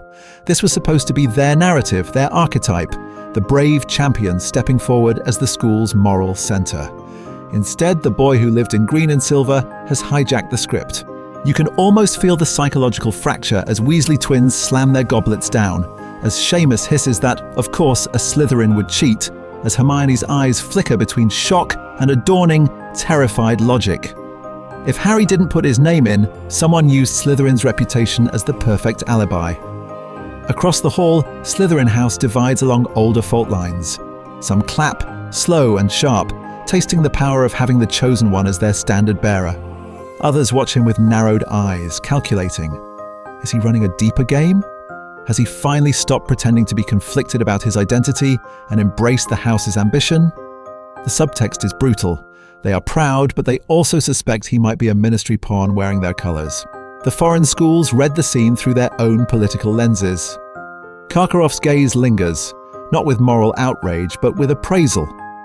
A Slytherin champion is, to a former Death Eater, an opportunity. Durmstrang students whisper that Potter might be more realistic about power than Dumbledore's golden Gryffindors. Beauxbaton, by contrast, does not swoon. Fleur's cohort sees not a tragic romantic hero, but a boy whose house is synonymous with blood purity and quiet knives. In this reality, Harry is not an untouchable icon. He is a dangerous variable. Back in the dungeons, the core issue is mechanical. Slytherin now owns the school's central storyline, and Draco Malfoy cannot decide whether that is a victory or a theft. Jealousy hits first. Harry, again in the spotlight, again rewriting the structure of Hogwarts politics without even trying. But ambition follows close behind. Draco's instinct is to align, to offer help framed as house loyalty, secret strategy sessions, borrowed notes on Karkaroff, whispers about how to turn public suspicion into leverage. Every favour has a string. Every gesture of support is also a quiet attempt to steer the champion who carries Slytherin's crest. When the Potter Stinks badges appear, the dynamic warps. In canon, it is Gryffindor under siege. Here, Slytherin itself flirts with betrayal. Some fourth years tap their badges in private, amused by the irony of mocking their own champion. Others wear them openly, testing whether Harry will confront his house or capitulate to it. Imagine the psychological fracture of walking into your own common room and not knowing who is laughing with you and who is laughing at you. That night, after the shouting, the contract arguments, and Dumbledore's futile insistence that he is a victim, the turning point arrives in silence. The Slytherin common room is emptied of witnesses, green light wavering over black water, and Harry stands alone between the carved pillars. For 3 years, he has told himself that Slytherin is a shield, a place to hide his fear beneath sarcasm and calculated distance. Now he understands the new reality. His house is not protection. It is the reason every professor, every ministry official, every Beauxbaton girl and Durmstrang boy will assume he will cheat, lie, and win at any cost. As we deconstruct a timeline where the champion wears green, this is the moment his identity stops being merely questioned and becomes weaponized, and the war for his narrative truly begins. Dragons, Merpeople, and Machiavelli, tasks through a Slytherin lens. Harry walks into the first task knowing the prophecy doesn't care what colours he wears, but the judges do. In canon, he survives the Hungarian Horntail on adrenaline and a last-minute summoning charm. Here, the core issue is mechanical: information, leverage, and timing. Slytherin. Harry starts weeks earlier, not the night before. He listens in the common room as older students brag about past Triwizard lore, then quietly redirects the conversation. What breeds of dragon are most likely, which handlers the ministry prefers, which weaknesses are myth, and which are reality. Blaise knows a cousin in the department for the regulation and control of magical creatures. A whispered letter goes out. Draco's father has opinions about ministry incompetence. Those opinions spill details. Snape, bound by his own fractured loyalty to Lily's son, cannot coach outright, but a pointed deduction of points for failing to read up on dragon nesting behaviours is its own kind of briefing. The result is not a miraculous escape, it is a controlled engagement. Harry walks into the arena already predicting flight patterns, already having rehearsed misdirection charms to flare near the dragon's blind side. He still calls his firebolt, but the broom is now step 4 in a sequence, not a desperate improvisation. The crowd sees less a boy lucky to be alive and more the outline of a tactician, someone who treats magic and danger as a solvable equation. Imagine the psychological fracture for McGonagall and Dumbledore as they realise that Slytherin has not corrupted Harry so much as refined traits he already had. By the Black Lake, the dynamic shifts from dragons to debt. Information about Merpeople culture is scarce in the Hogwarts library, but not in Durmstrang's, and certainly not in Beauxbaton whispered folklore. Harry trades. A discreet translation charm for a French student struggling in potions. Notes on Snape's exam structure for a Durmstrang boy who hates surprises. In return, he learns about territory lines, about the insult of drawing wands underwater, about the reality that the hostages are safe, but the Merpeople's pride is not to be toyed with. This time, he does not simply dive in on blind moral instinct. He calculates oxygen charms, escape routes, and the political cost of outswimming foreign champions. Yet, when faced with leaving others behind, the Slytherin training collides with the Gryffindor reflex. He still delays, still risks disqualification to protect more than his hostage. But now the hesitation is explicit. What does loyalty mean when you have literally bargained for every advantage? In the maze, that question becomes a weapon. The hedges shift, the air thick with enchantments, and Slytherin. Harry moves like someone who has accepted that Hogwarts is not a school, but a battlefield rehearsal. He is willing to stun an opponent rather than merely shout warnings. He casts impedimenta not just at creatures, but at the ground itself, thickening mud, redirecting paths, nudging fate without drawing blood. The subtext is brutal. He is learning to win by shaping the environment, not just surviving it. Yet there is a line. When he finds a competitor writhing under a curse that feels too close to the Cruciatus, he stops, breaks the enchantment, and forfeits a clear lead. He will incapacitate. He will not torture. His identity settles into an uneasy structure, a Slytherin who believes in victory, and a boy who still believes some methods poison the cause. And then the turning point arrives. The cup is still a portkey. The graveyard still waits. All the calculated risks, all the networks, all the quiet, ruthless preparation. None of it has prepared him for a ritual designed to bind him, not just kill him. What happens when a Slytherin-honed Harry realizes the real task was never the tournament at all, but whether he will walk out of that circle as a weapon or as himself? Graveyard. Revelation. Voldemort's Slytherin heir apparent. The blue fire of the portkey dies, and for a heartbeat, Harry is only aware of impact. Wet grass, the smell of damp stone, the obscene silhouette of a cauldron against a crooked grave. The tournament's gilded prize has delivered him not to glory but to a Slytherin mausoleum. Rows of masked figures, many once draped in green and silver, encircling their house's most infamous dropout. The symbolism is vicious. A Slytherin champion, wrenched from a stadium of applause, dropped into a graveyard built on pureblood legacy and buried oaths. It feels viscerally as if Slytherin history is swallowing him whole, dragging the ambitious orphan back into the ancestral vault where Salazar's ideals were weaponized into creed. Imagine the psychological fracture of realizing that the cup was never about Hogwarts unity. It was a delivery mechanism, returning a wayward serpent to the nest. When Voldemort rises from the cauldron, pale and wet and impossibly alive, his red gaze does not merely appraise the boy who lived. It studies the Slytherin crest on Harry's torn robes.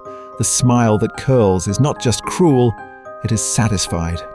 "Dumbledore," he hisses, almost laughing, nurturing a serpent in his own nest. How poetic that my equal wears my house. The subtext is brutal. Gryffindor Harry was an enemy. Slytherin Harry is an investment. He circles Harry with the slow confidence of a man inspecting a new weapon. "You are the bridge," Voldemort murmurs, loud enough for the Death Eaters to hear. Lily's blood, tainted by Muggle kindness yet raised in Slytherin's image. The old families will follow you. The frightened children will adore you. Under my banner, you will be the face of a new Slytherin. Around them, the reaction fractures. Some Death Eaters lean forward with hungry calculation. Here is a prize to be broken and remade. A living symbol who could walk into Hogwarts and turn the dungeons into a recruitment office. Others stiffen in revulsion at the blasphemy. Lily Evans's son, the Muggle-born they once spat at, wearing their house colours. The core issue is mechanical. Voldemort has introduced a variable that destabilizes his own hierarchy. He can exploit that. He intends to. Then the turning point arrives. Voldemort does not simply tempt Harry with vague promises of power. He offers a job description. "Join me. Lead Slytherin in my name. I will give you legacy, fear, the authority you crave. No more pretending to be Gryffindor's conscience. Be what the hat saw. Be great." Pattern interrupt. Harry is tempted, not by cruelty, but by coherence. A house no longer hated. A life where his ambition is not a secret shame. But he has spent 4 years rebuilding Slytherin from the inside, teaching first years that loyalty is not weakness, and that cunning can protect as well as destroy. To accept Voldemort's vision would be to admit that Slytherin's destiny is domination. So he articulates the rejection with surgical precision. He is not refusing power. He is refusing a definition of Slytherin that erases everyone who doesn't fit a bloodline chart. When he escapes, Cedric's body beside him, the dark mark burning into the clouds, Harry carries more than trauma. He carries a new strategic reality. Voldemort now sees Slytherin House as his natural base of operations, its students as his future officers, its traditions as his propaganda. And at the center of that campaign, in Voldemort's mind, stands one figure, Harry, who will either redeem the Serpent or return as its tyrant.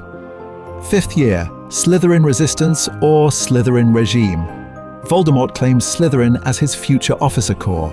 The Ministry, in quiet panic, responds by pretending the regiment doesn't exist. The denial campaign that blankets the Daily Prophet does not land evenly across Hogwarts. It hits Slytherin like a diagnosis. In Gryffindor Tower, Fudge's line, "Dumbledore is mad, Harry is unstable," is an insult. In the Slytherin common room, sunk beneath the lake, it is a survival strategy. For the children of known Death Eaters, parroting the Ministry's narrative becomes a kind of legal insurance policy. They are loudest in their scorn because silence could be subpoenaed, but the subtext is brutal. Behind drawn bed curtains, some of those same students whisper that of course the Dark Lord is back, of course the mark burned, and of course Harry is telling the truth. They simply cannot afford to be branded traitors to the light and to their own blood. Harry occupies the fault line. As the Slytherin who saw Voldemort rise, he is uniquely positioned to confirm the reality everyone is maneuvering around. Yet that green and silver tie becomes an evidentiary exhibit against him. To much of Gryffindor, his warnings look less like courage and more like a bid for notoriety, or worse, a veiled threat, the Slytherin Golden Boy talking up his future master. Imagine the psychological fracture when Ron and others who might have rallied to a Gryffindor Harry now hesitate, wondering if they are being recruited, not warned. Into this already unstable dynamic glides Dolores Umbridge.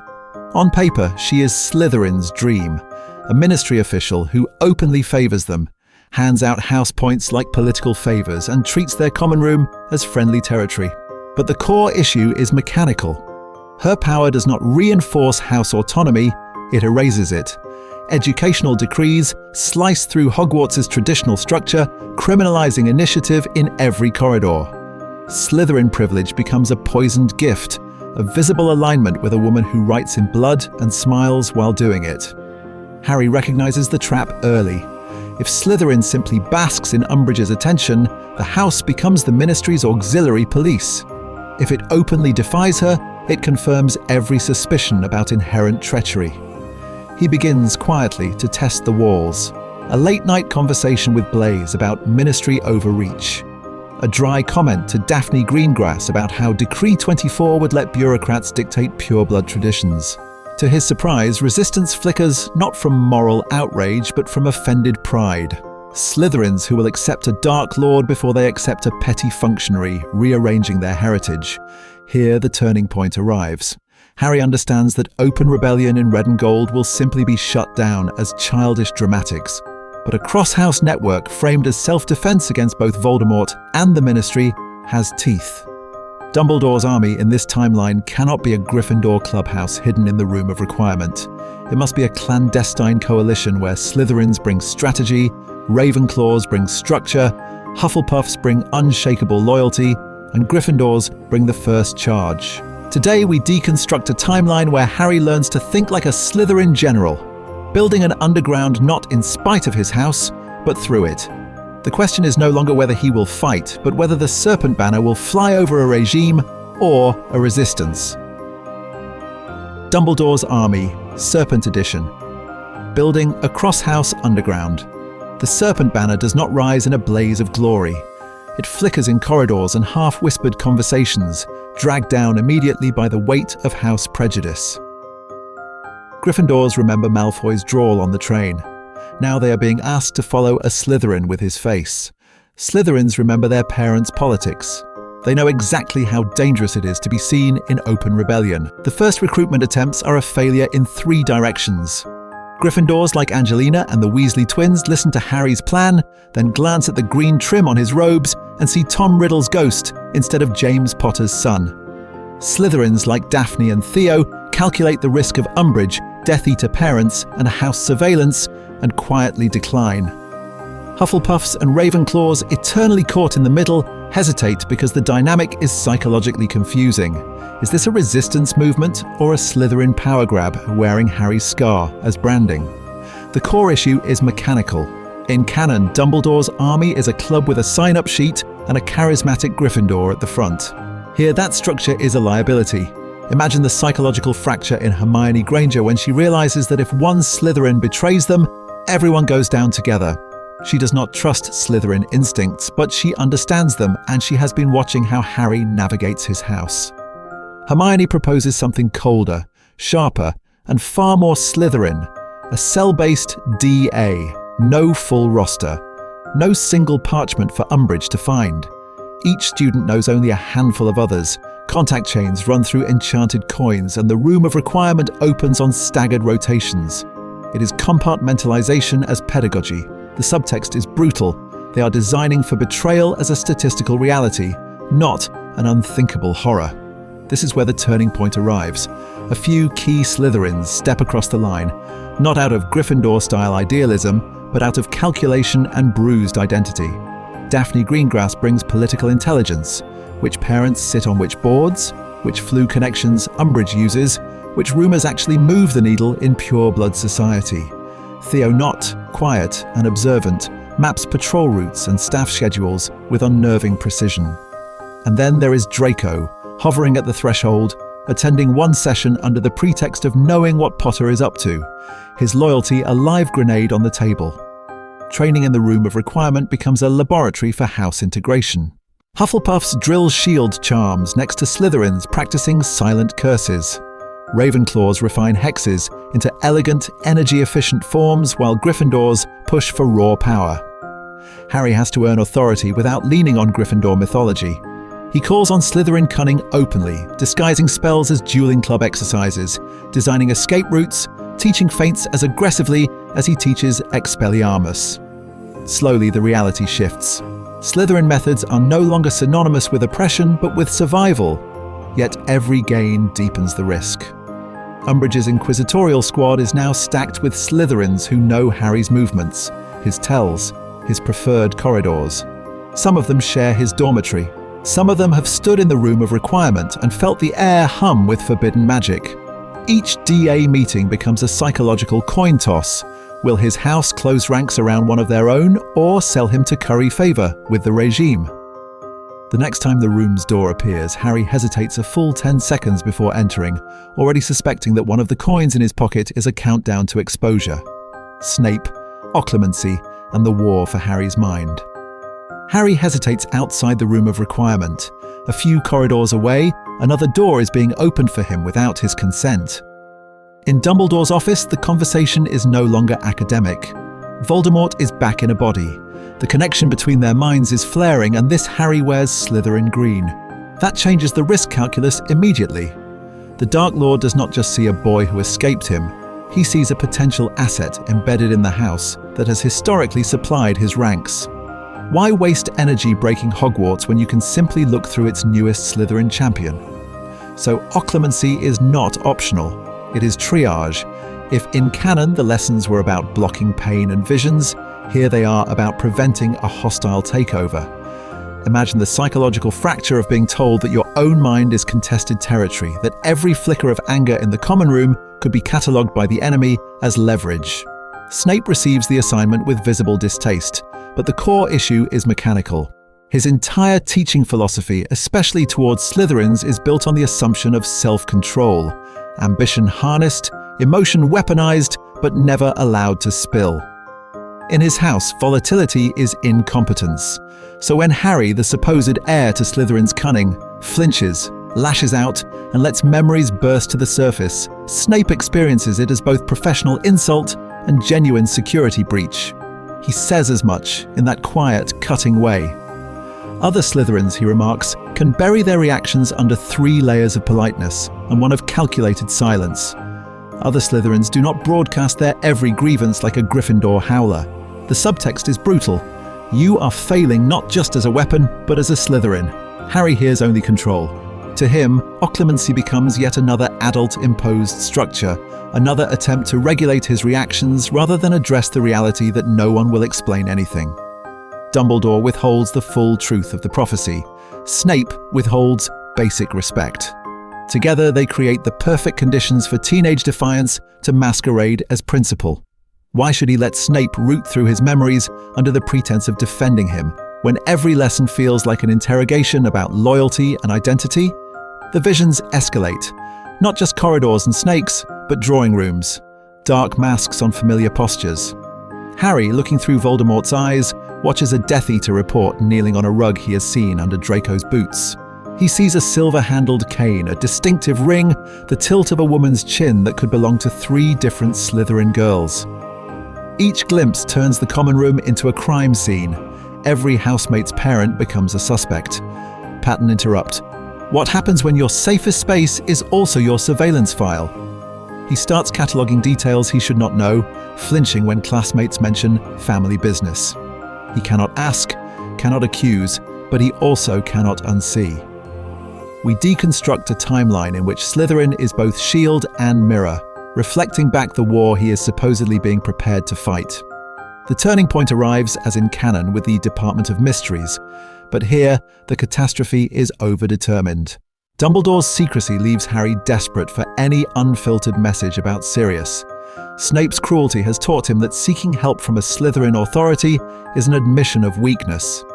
And Harry's own refusal to fully embrace Slytherin mental discipline, his choice to treat occlumency as oppression rather than armor, means the false vision slides in unchecked. When he sprints toward the trap, he is not merely a reckless Gryffindor charging into danger.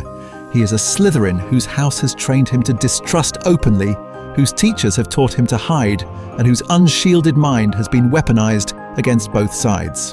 The war for Harry's mind is, for the moment, decisively lost. And the Department of Mysteries is where the bill comes due. Ministry Battle, a Slytherin general in a Gryffindor war. The bill comes due not in a blaze of Gryffindor glory, but in something colder. A Slytherin operation executed by children who should be revising for OWLS. In the room of requirement, Harry does not simply blurt out that he's going to the ministry and wait for volunteers.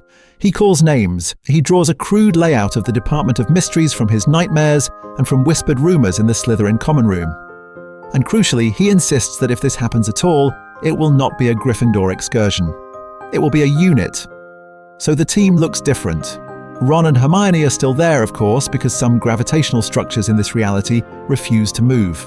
But alongside Ginny and Neville stands a pale Slytherin boy from the DA, Theo Knott, perhaps, or a wary Daphne Greengrass. Someone quiet, technically gifted, and painfully aware of what it means to be seen on the wrong side of a wand.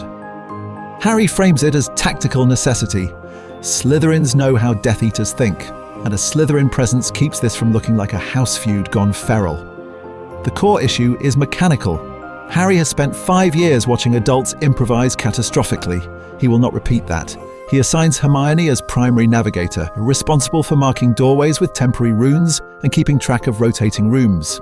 He puts Ginny on rearguard hexes, Neville on environmental disruption, the Slytherin on silent wards and detection charms, Ron as his second for direct engagement. There are fallback points, extraction phrases, and a brutal instruction. If Harry goes down, they do not turn back. They vanish. To some, this feels like power. To others, it feels like conscription. Imagine the psychological fracture for Ron, raised on tales of noble charges, now taking orders in clipped, almost Snape-like tones from his best friend. Hermione, who once followed Harry into danger because her loyalty overrode her fear, now flinches at the paramilitary vocabulary. This is not an adventure. It is a war game led by a 16-year-old who has seen too much. For the Slytherin DA member, the trauma is different. Every spell they cast in that labyrinth carries a second edge. If they survive, their own house may not forgive them. The Death Eaters will know their names. Their parents might have masks in their wardrobes. The subtext is brutal. Every curse deflected is also potentially a cousin attacked. When the turning point arrives, the Death Eaters encircling them in the Death Chamber, Harry's tactics pay off and fail simultaneously. The team is scattered but not broken, falling back along pre-planned routes using environmental magic the way a Slytherin general would, shattering time sand, weaponizing shelves of prophecy, collapsing archways to create kill zones and escape corridors. Casualties are reduced, terror is not. Sirius's death reframes itself inside this structure. He does not fall merely in a reckless duel to save Harry. He dives across the line of fire when Bellatrix targets Harry and the Slytherin student flanking him, the traitor whose hex just disarmed a masked uncle. Sirius takes the curse meant to erase both his godson and a Slytherin fighting for the light, and in that instant he finally rejects the house prejudice that once defined his identity. For Harry, the fracture is total. His last hope for a family home dies protecting the very house he weaponizes and distrusts. We deconstruct a timeline in which his Slytherin instincts both saved more lives and placed more weight on Sirius's shoulders. The guilt is not abstract, it is logistical. When Voldemort appears and Fudge finally sees him, the narrative cannot be simplified. The boy who lived stands amid shattered prophecy shelves in green-trimmed robes, backed by Gryffindors, a Hufflepuff, a Ravenclaw, and at least one Slytherin who will never sleep easily again. The Ministry is forced to admit not only that Voldemort has returned, but that their most vilified house has just produced his most visible enemy. And as the prophet scrambles to spin this, the question becomes unavoidable. What happens to a war built on house binaries when its central figure refuses to fit either side cleanly? 6th year, Half-Blood Prince, Half-Claimed House. The war does not arrive at Hogwarts with a bang. It seeps in through the newspapers, the whispered roll call of the dead, the way conversations stop when a Slytherin enters the room. In this 6th year, Slytherin House is no longer merely disliked, it is surveilled. Gryffindors and Hufflepuffs watch the green and silver table as if it were a recruitment office or a nest of spies. Ravenclaws quietly tally surnames, checking them against lists of suspected Death Eaters. Imagine the psychological fracture for a 16-year-old whose crest now reads, in invisible ink, potential killer or potential traitor. The core issue is mechanical. Voldemort needs bodies and Slytherin is his most efficient pipeline.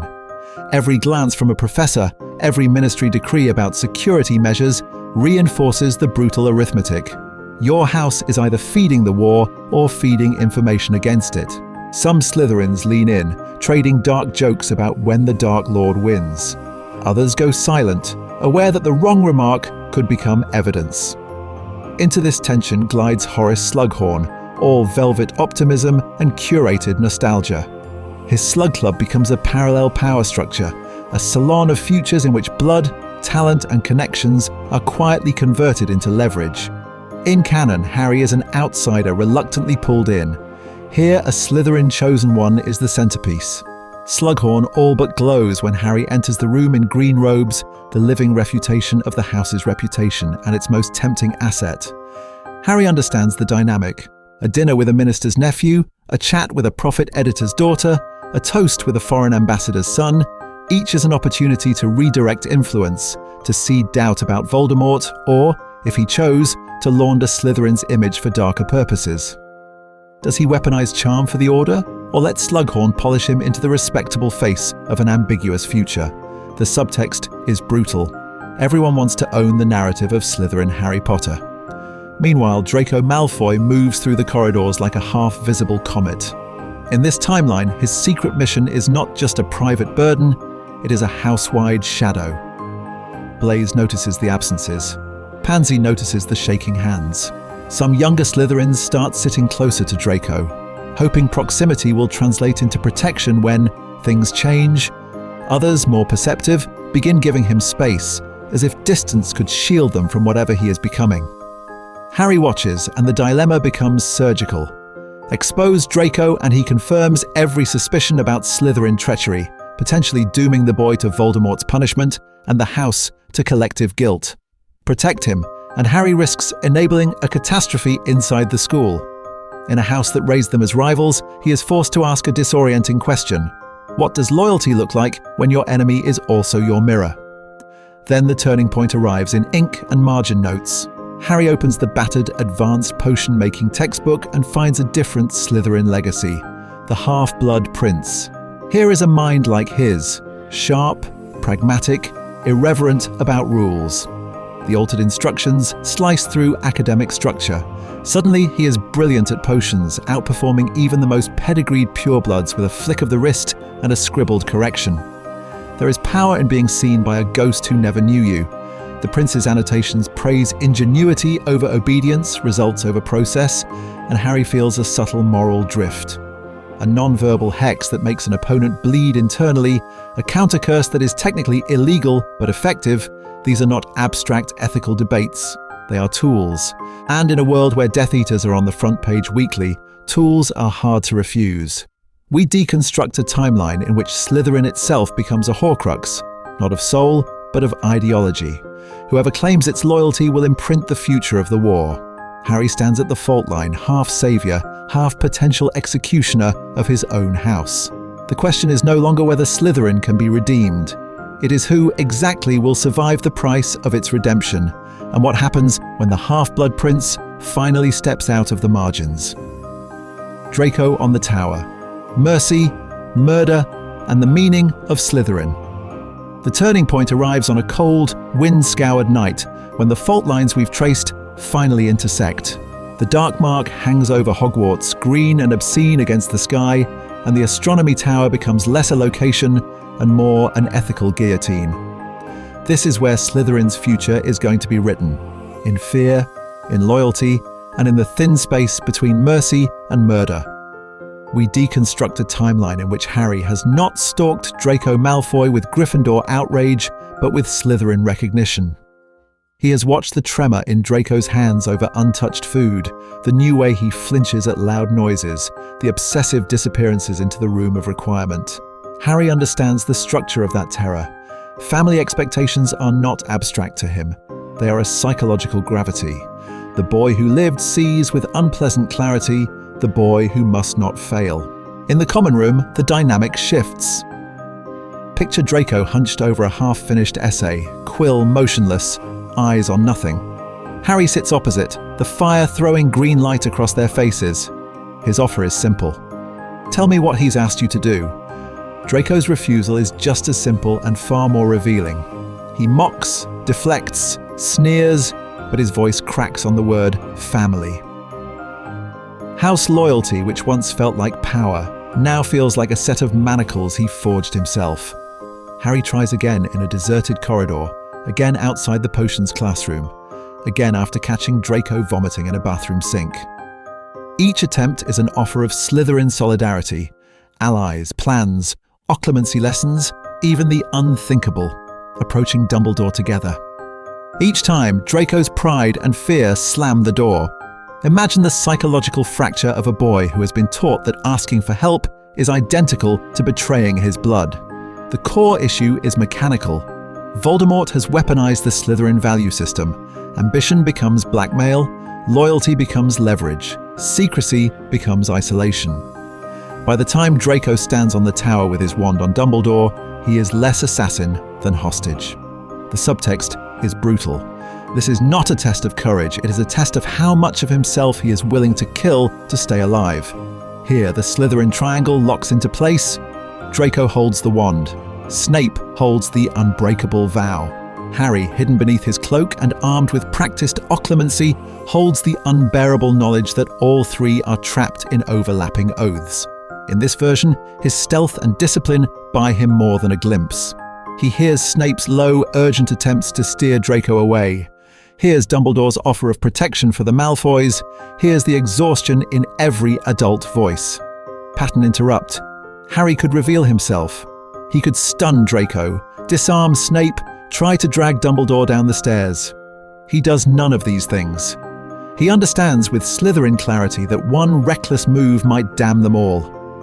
When Snape casts the killing curse, Harry does not only see a mentor's betrayal, he sees a man cashing in his own soul to keep a promise, and a boy spared the final step into murder. The reality is no less devastating for being intelligible. On the ground below, as the castle wakes to the trauma, Harry makes a different vow than in canon. He will hunt Horcruxes, yes, and phase Voldemort, but he will also reclaim Slytherin's name, wrenching it away from Death Eater mythology. His identity stops being a mark of shame and becomes a mission statement. If Slytherin produced Tom Riddle, it will also produce the power that ends him. The question becomes disturbingly precise. Can a house built on survival learn to risk itself for redemption? Deathly Hallows, a serpent on the run. The war leaves Hogwarts, but Slytherin does not leave Harry. When the wedding explodes into chaos and the trio disapparates into the night, the propaganda machine is already waiting. Potter, the Dark Lord's own house champion, has gone to his master. The irony is surgical. In canon, Harry vanishes as a hunted Gryffindor fugitive. Here we deconstruct a timeline where his disappearance looks uncomfortably like defection. The Order must defend a boy whose house identity makes him sound guilty by aesthetic alone. Imagine the psychological fracture in the wider community. Old Slytherin parents whisper that they always knew he would come to his senses. Gryffindors who never trusted him now feel vindicated. The core issue is mechanical. Wanted posters and wireless reports emphasize not just his scar, but his colors. Green and silver become visual evidence. Death Eaters split along a very human fault line, half eager to hunt the traitor who humiliated their children, half arguing that recruiting the Slytherin Chosen One would be the ultimate coup. On the run, his training in that house finally becomes literal survival gear. Harry plans apparition routes like a Slytherin prefect, mapping secret trysts, counting sightlines, exits, and alibis. He reads the tension in a bartender's shoulders before a slip of parchment can betray them. When snatchers close in, it is his instinct to lie first and hex later that keeps them alive. Ron wants open confrontation. Hermione wants perfect information. Harry now wants the outcome. That dynamic is psychologically corrosive.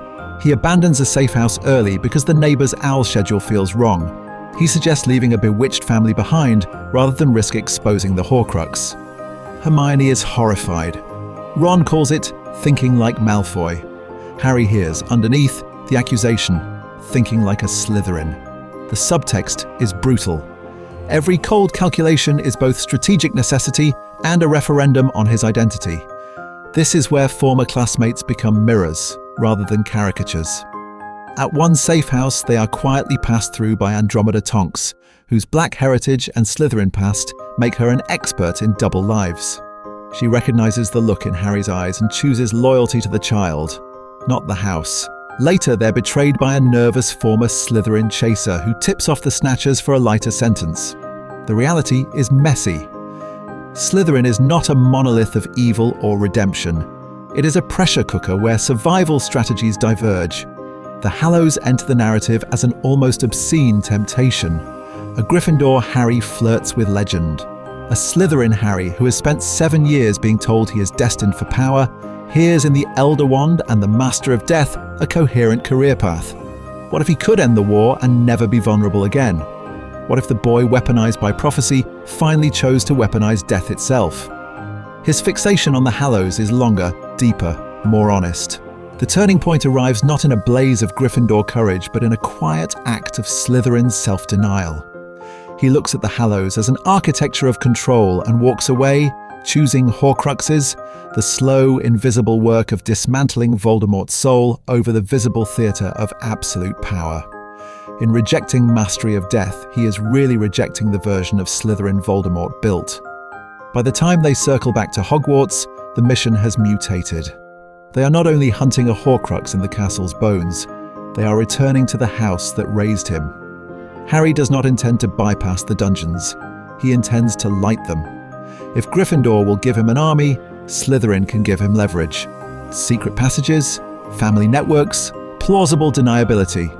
The house most associated with the enemy becomes the final wild card. The question is no longer whether Slytherin can be redeemed in theory, but whether its students are willing to risk their carefully honed survival for a cause that might kill them. Battle of Hogwarts. Slytherin's reckoning. The castle locks down under McGonagall's command, but the real siege is psychological. In canon, Slytherin is marched to the dungeons and effectively written out of the third act. Here, with Harry Potter wearing green and silver, that evacuation order becomes a referendum on an entire house's identity under fire. McGonagall's voice is crisp as shattered glass when she announces that underage students may leave. The Slytherin table reacts first, not with cheers, but with calculation. You can feel the dynamic shift. Pure-blood heirs reaching for quills to owl parents, half-bloods staring at their plates, Muggle-borns in green realizing that every exit route runs through family politics or Death Eater lines. The core issue is mechanical. Survival has always been Slytherin's operating system. Tonight, survival is morally contaminated. In the entrance hall, as lines form toward the evacuation route, the fracture becomes visible. Pansy Parkinson argues that handing Harry over is the clean solution. A knot of 6th years mutter about family expectations and not wasting our power on a lost cause. McGonagall's jaw tightens. Harry steps forward before she can speak, positioning himself not as the boy who lived, but as their prefect, their house champion. He asks them, very simply, who they think Voldemort will kill last. Then he asks who they think he will own first. Imagine the psychological fracture as those questions land. For once, Slytherin ambition is not about grades or Quidditch. It is about refusing to be branded as someone else's private army. Harry does not tell them to be brave like Gryffindors. He tells them to be possessive. This is our house, our banner, our name. If he wins, Slytherin belongs to him forever. If we fight, we decide what it means. The turning point arrives quietly in exchanged looks and clenched jaws. Some still leave. They walk out with parents who arrive through secret passages, or vanish via family portkeys, choosing blood over banner. A few volunteer to evacuate and instead slip into the grounds as double agents, feeding Snape's allies and the Order information on Death Eater positions, wards, and weak points. The subtext is brutal. Even their loyalty expresses itself through misdirection. On the battlements and in the courtyards, Slytherin bravery manifests sideways. A seventh-year shields Molly Weasley's flank with layered protegos as she duels Bellatrix. Not out of affection, but because Bellatrix is a black and he has spent a lifetime resenting that family's private claim on Slytherin prestige. When Molly lands the killing curse, it is through a corridor of green-tinged shields. In the chaos near the viaduct, a trio of Slytherin tacticians coordinate with Neville using conjured barriers and collapsing staircases to herd Nagini into a kill zone, turning his Gryffindor charge into a calculated execution rather than a suicidal lunge. By dawn, the Great Hall is a triage ward and a courtroom. Rubble is cleared, bodies are counted, loyalties are named. Above it all, the tattered house banners hang in accusatory silence. Filch reaches for Slytherins, expecting to drag it down. Harry stops him, wand raised, and with a quiet Scourgify and Mending Charm, cleans the green and silver instead. McGonagall watches, does not intervene, and with a flick of her own wand, sends it to hang level with Gryffindor, Ravenclaw, and Hufflepuff. We deconstruct a timeline in which Slytherin survives not by hiding, but by choosing a side in public. The war is over, but the real question is only now emerging. What does the wizarding world do with a house that has finally claimed its own redemption? Aftermath, trials, truth, and a Slytherin savior. The war ends on a battlefield that looks nothing like a clean victory. Wands lie beside bodies, green flashes still fading from the stone, and in the center of that wreckage stands a boy in ruined Slytherin robes who has died once and refused to stay gone. The wizarding world has to process two realities at once. Voldemort is dead, and the serpent on Harry's chest is not. In the immediate aftermath, the dynamic is almost surreal. Captured Death Eaters are herded into makeshift holding cells off the Great Hall, bound by conjured chains that still smell of battle magic.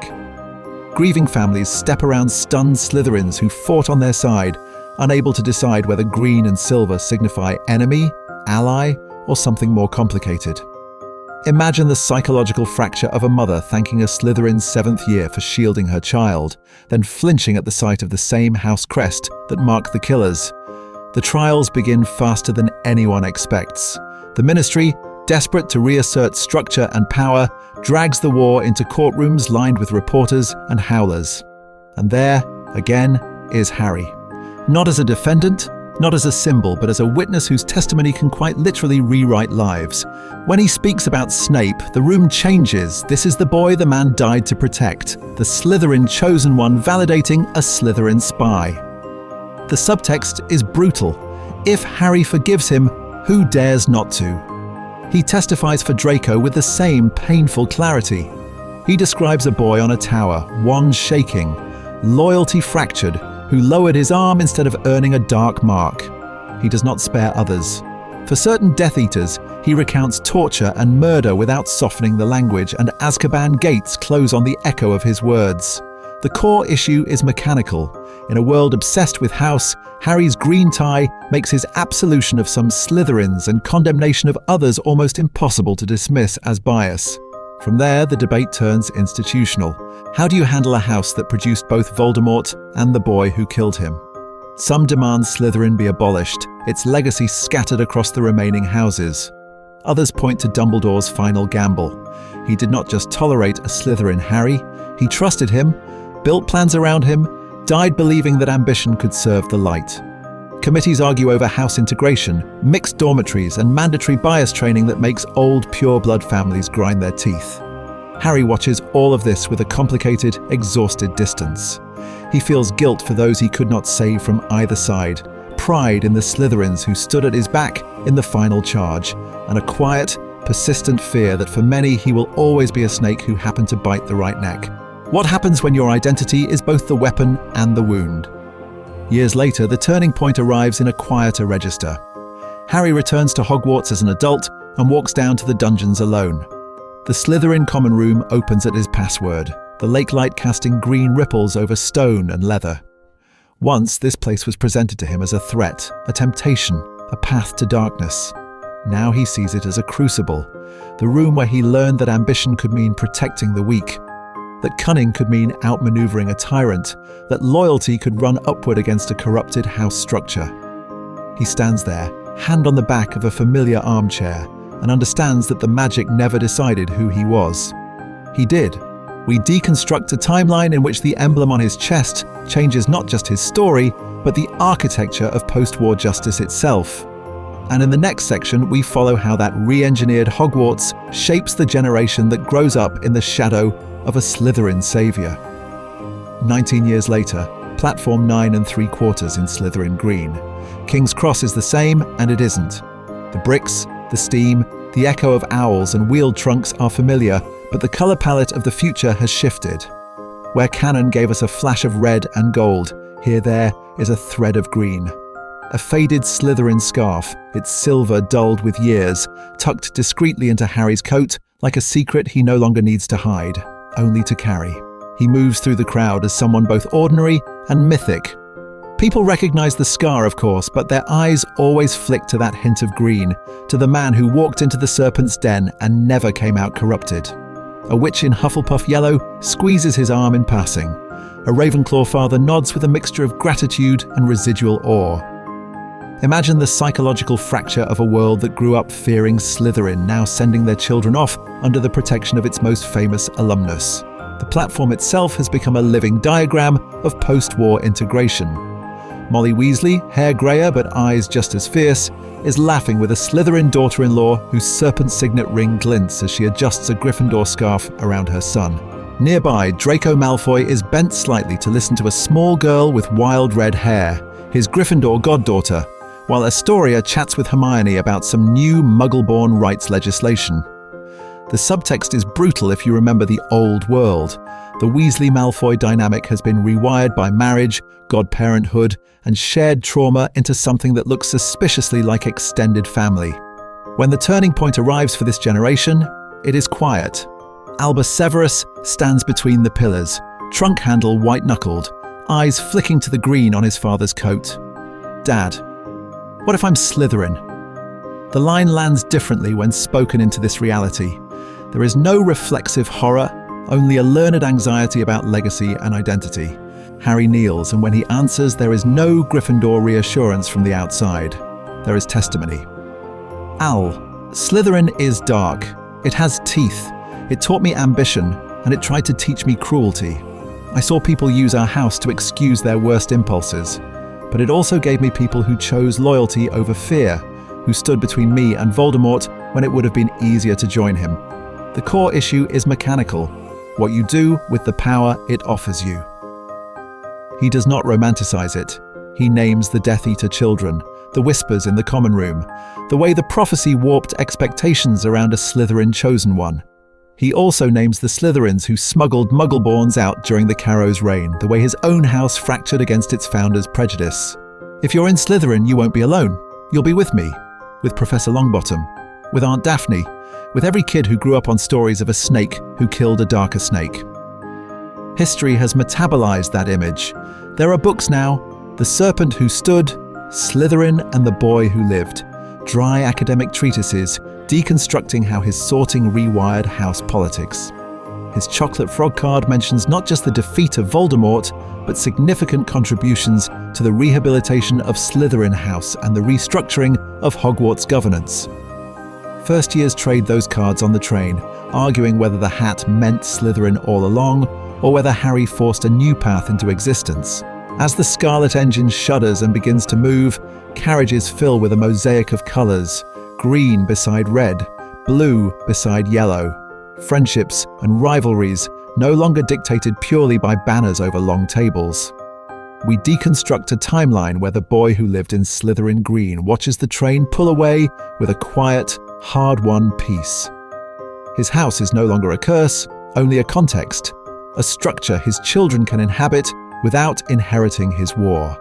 And in the next section, we follow that train into a Hogwarts that has rebuilt itself around the question he answered differently on a wooden stool. What does it mean to be cunning and still be kind? Theme deep dive: nature, nurture, and the house that raised a hero. From that image of a rebuilt Hogwarts, we pull back and ask the uncomfortable question beneath the entire experiment. Was Harry always destined to be this person, or did Slytherin make him? When we deconstruct a timeline where the boy who lived sleeps under green hangings, the easy moral binaries of the original series begin to dissolve. In canon, Slytherin is framed as the house of villains. But the reality of Slytherin, Harry's journey is that bravery, loyalty, and self-sacrifice do not vanish. They are refracted through ambition and self-preservation. The boy who dives after the stone still moves first toward danger.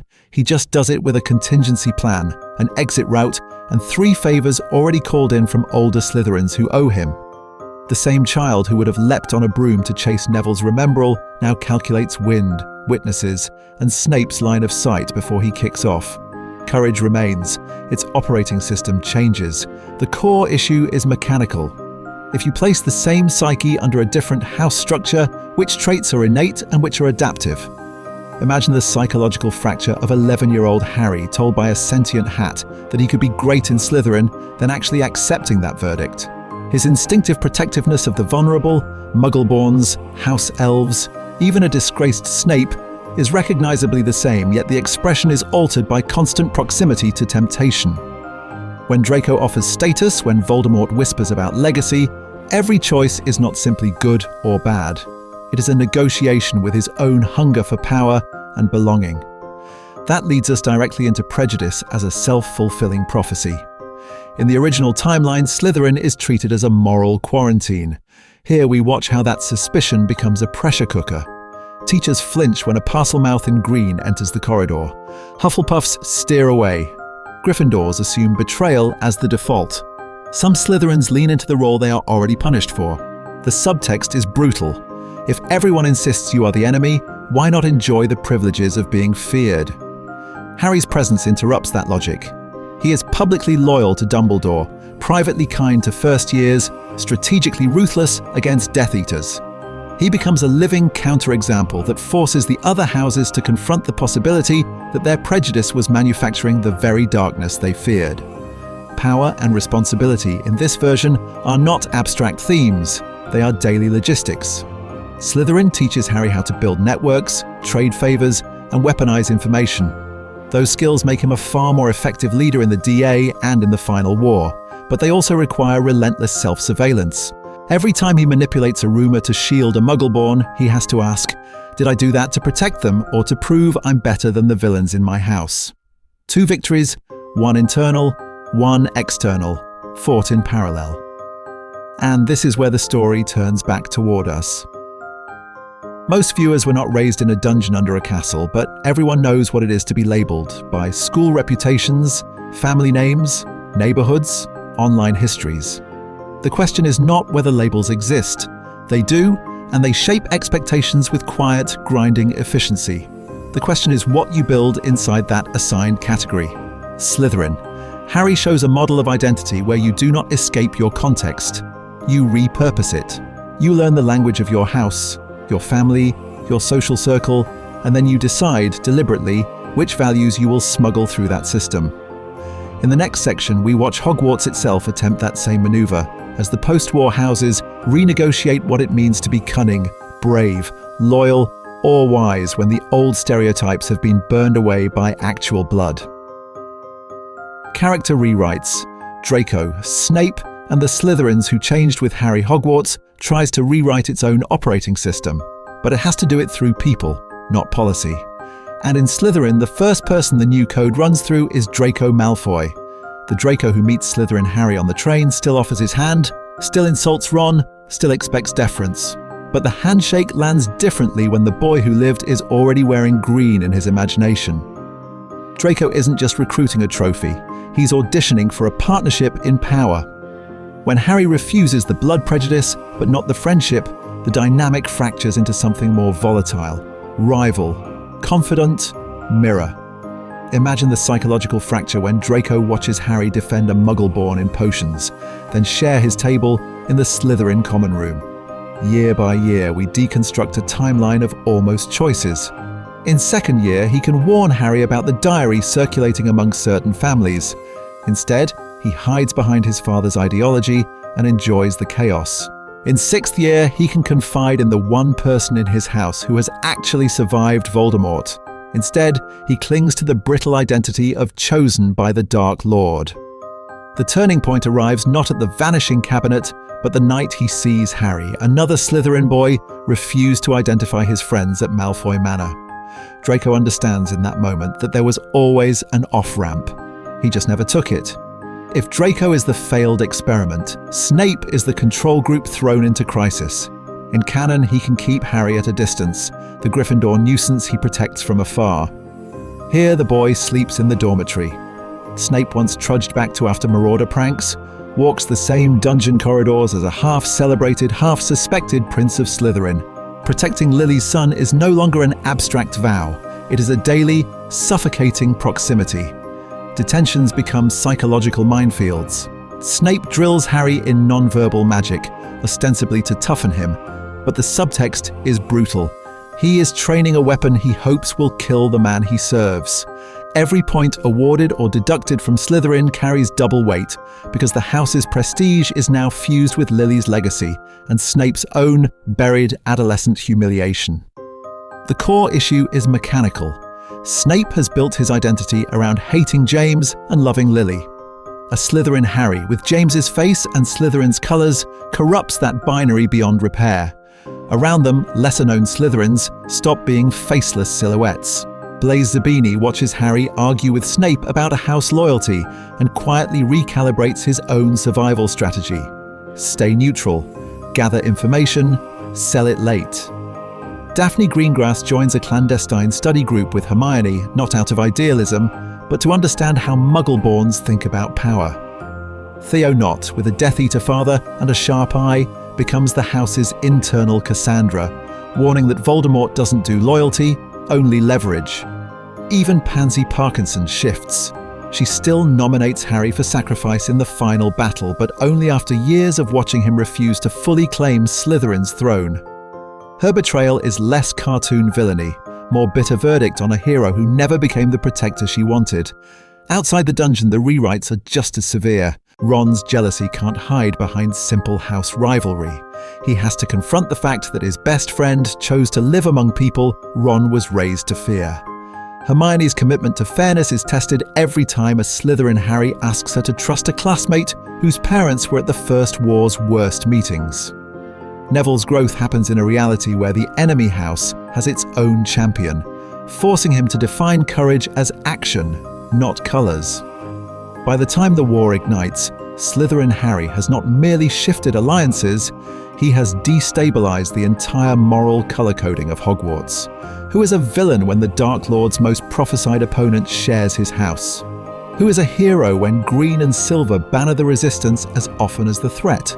In the next section, we watch that ambiguity collide with prophecy itself, as both Voldemort and Dumbledore try to weaponize a Slytherin chosen one, and discover that the prophecy has ideas of its own. War tactics and what-ifs. Would Slytherin, Harry win faster, or fall harder? When we deconstruct a timeline, the question is never just, does Harry win? The question is, at what psychological cost, and for whom? With a Slytherin chosen one, the war does not simply shift colours. Its entire tactical structure rewrites itself. Start with the early battles. First year, the stone is no impulsive Gryffindor heist. Slytherin. Harry watches, listens, maps the corridors of power. He leverages Draco's gossip, Snape's suspicious guardianship, and the house's proximity to the dungeons to build a quiet network. A Ravenclaw who hears everything in the library, a Hufflepuff who tracks Filch's patrols, a Slytherin prefect who can be bribed with future favors. The trio is less friends on an adventure and more cell in a resistance. The stone is still protected, Quirrell still falls, but the method is colder, more surgical, and far harder to detect. Year 2, the chamber becomes a case study in espionage. A Parselmouth in Slytherin is not an accusation. It is a recruitment opportunity. Harry infiltrates the Whisper campaign, pretends to flirt with blood purity ideology long enough to trace the fear back to the diary. The core issue is mechanical. He is better at information flow than Canon Harry ever was. But that efficiency comes with a new risk. Every lie he tells to keep Slytherin's trust corrodes his own identity, and when he finally faces the basilisk, he is not just fighting Tom Riddle, he is fighting the version of himself who could have believed Riddle made sense. By the Ministry battle, this divergence explodes. A Slytherin-trained Harry does not walk into a trap with 6 teenagers and hope. He plans. He leaves false trails in the Slytherin common room, feeds Umbridge carefully curated misinformation, and coordinates with a subset of DA members who specialize in misdirection. Fewer children die in this timeline. But imagine the psychological fracture when the Order realizes that half of their best leads came from a 15-year-old who has been lying fluently to both sides for a year. So does Voldemort fall sooner? Ironically, his attempt to reclaim Slytherin House becomes a tactical blunder. The Dark Lord assumes green and silver guarantee loyalty. Harry quietly turns the house into a pressure cooker of divided allegiances, a resistance hub threaded with double agents and reluctant heirs. Yet the added complexity slows the Order. Meetings are delayed while Dumbledore verifies sources. McGonagall hesitates before sharing plans with a boy whose dorm mates wear Death Eater signet rings. Here, the turning point arrives. There are clear inflection points where Dark Harry is not melodrama but plausible reality. A slightly more charismatic Draco, a slightly more distant Dumbledore, and Voldemort's offer in the forest, "Join me, rule with me, end this chaos together," lands on a teenager already habituated to moral compromise. Alternatively, he never joins Voldemort, but he does become the ruthless strategist who authorizes ambushes that will kill possessed first years because the numbers demand it. The subtext is brutal. A Slytherin Harry is far less likely to die. He is far more likely to live with unforgivable choices. Does that save more people? Probably. Does it save Harry? Not in any meaningful psychological sense. From here, multiple endings branch. In one, he survives as an idealistic reformer, using his Slytherin credibility to dismantle blood purity from within. In another, he becomes a haunted spy master, the quiet power behind Kingsley, fluent in secrets and unable to stop listening. In the darkest credible branch, he edges toward near tyrant, emergency decrees, preventive arrests, only to be dragged back by those who still remember the boy under the hat, whispering desperately, "Not him, not me, not Slytherin." Which victory would you choose? The cleaner legend, or the messier reality that saved more lives but broke its hero? In the next section, we follow one branch in particular and watch how a Slytherin survivor tries to rebuild a world that never fully trusted him in the first place. Meta magic. Why this what-if changes? How we read the original books. That is one branch. But the moment you've watched Harry claw his way through Slytherin's corridors, something subtle happens when you go back to the real books. The text will not sit still anymore. The Sorting Hat scene in Philosopher's Stone stops being a quirky character introduction and becomes a pressure point. You can hear the alternate history humming underneath every line. When the Hat says, "You could be great, you know, it's all here in your head," we deconstruct a timeline in which that isn't flattery, but an accurate tactical assessment. The core issue is mechanical. The Hat is not a moral arbiter. It is a sorting algorithm for traits Harry demonstrably has. Ambition, ruthlessness under pressure, a ferocious need to protect his own. Snape too reads differently once you've lived with a Slytherin Harry. In canon, his protectiveness is framed as reluctant, almost incidental, buried under years of bullying and projection. But imagine the psychological fracture of watching him sneer our new celebrity while knowing that, in another branch, that same man is shielding his house's most controversial first year from both Death Eaters and Dumbledore's chessboard. His obsession with control stops being pure cruelty and starts to look like a desperate attempt to manage a volatile asset the war cannot afford to lose. Dumbledore's cryptic trust sharpens as well. On a casual read, his confidence in Harry feels like narrative destiny. After a Slytherin run, the subtext is brutal. He was always willing to weaponize whichever house would take the boy, whether that meant unleashing a Gryffindor martyr or cultivating a Slytherin infiltrator. His line, "It is our choices, Harry, that show what we truly are," turns into commentary on a choice that almost went the other way. Even the Slytherin background characters start to glow at the edges. Blaze's aloof neutrality, Tracy Davis's throwaway mentions, the unnamed girl who does not laugh at a blood purity joke, these become evidence of a house that could have followed a different center of gravity. Once you have watched Slytherin rally, however imperfectly, around a Harry in green and silver, those small acts of decency feel less like anomalies and more like missed recruitment opportunities for the light. This exercise exposes a second layer, our own bias. How fast did you, on your first read as a child, equate green with evil and red with virtue? How quickly did the fandom turn Slytherin into shorthand for abuser, bigot, villain? The wizarding world does the same thing. Its social structure runs on labels that pretend to predict morality. The parallel to real-world assumptions about houses, schools, neighborhoods, entire communities is not subtle. Rowling quietly bakes this into the narrative through near misses. Harry almost in Slytherin, Draco almost reaching out on the tower, Snape almost confessing before his death. Each almost is a hinge, and once you've consciously swung one of them the other way, rereads become an exercise in spotting alternate joints in the machinery. The turning point arrives again and again, and you cannot unsee it. Emotionally, reimagining key scenes through green and silver rewires your attachment to heroism. The mirror of Erised with a Slytherin crest behind Harry, the Shrieking Shack confrontation framed as house betrayal, the epilogue on platform 9 3/4, where a Slytherin father sends his child into a house he once redeemed. These images interrogate how much of our loyalty is to the character, and how much is to the aesthetic of bravery we were trained to prefer.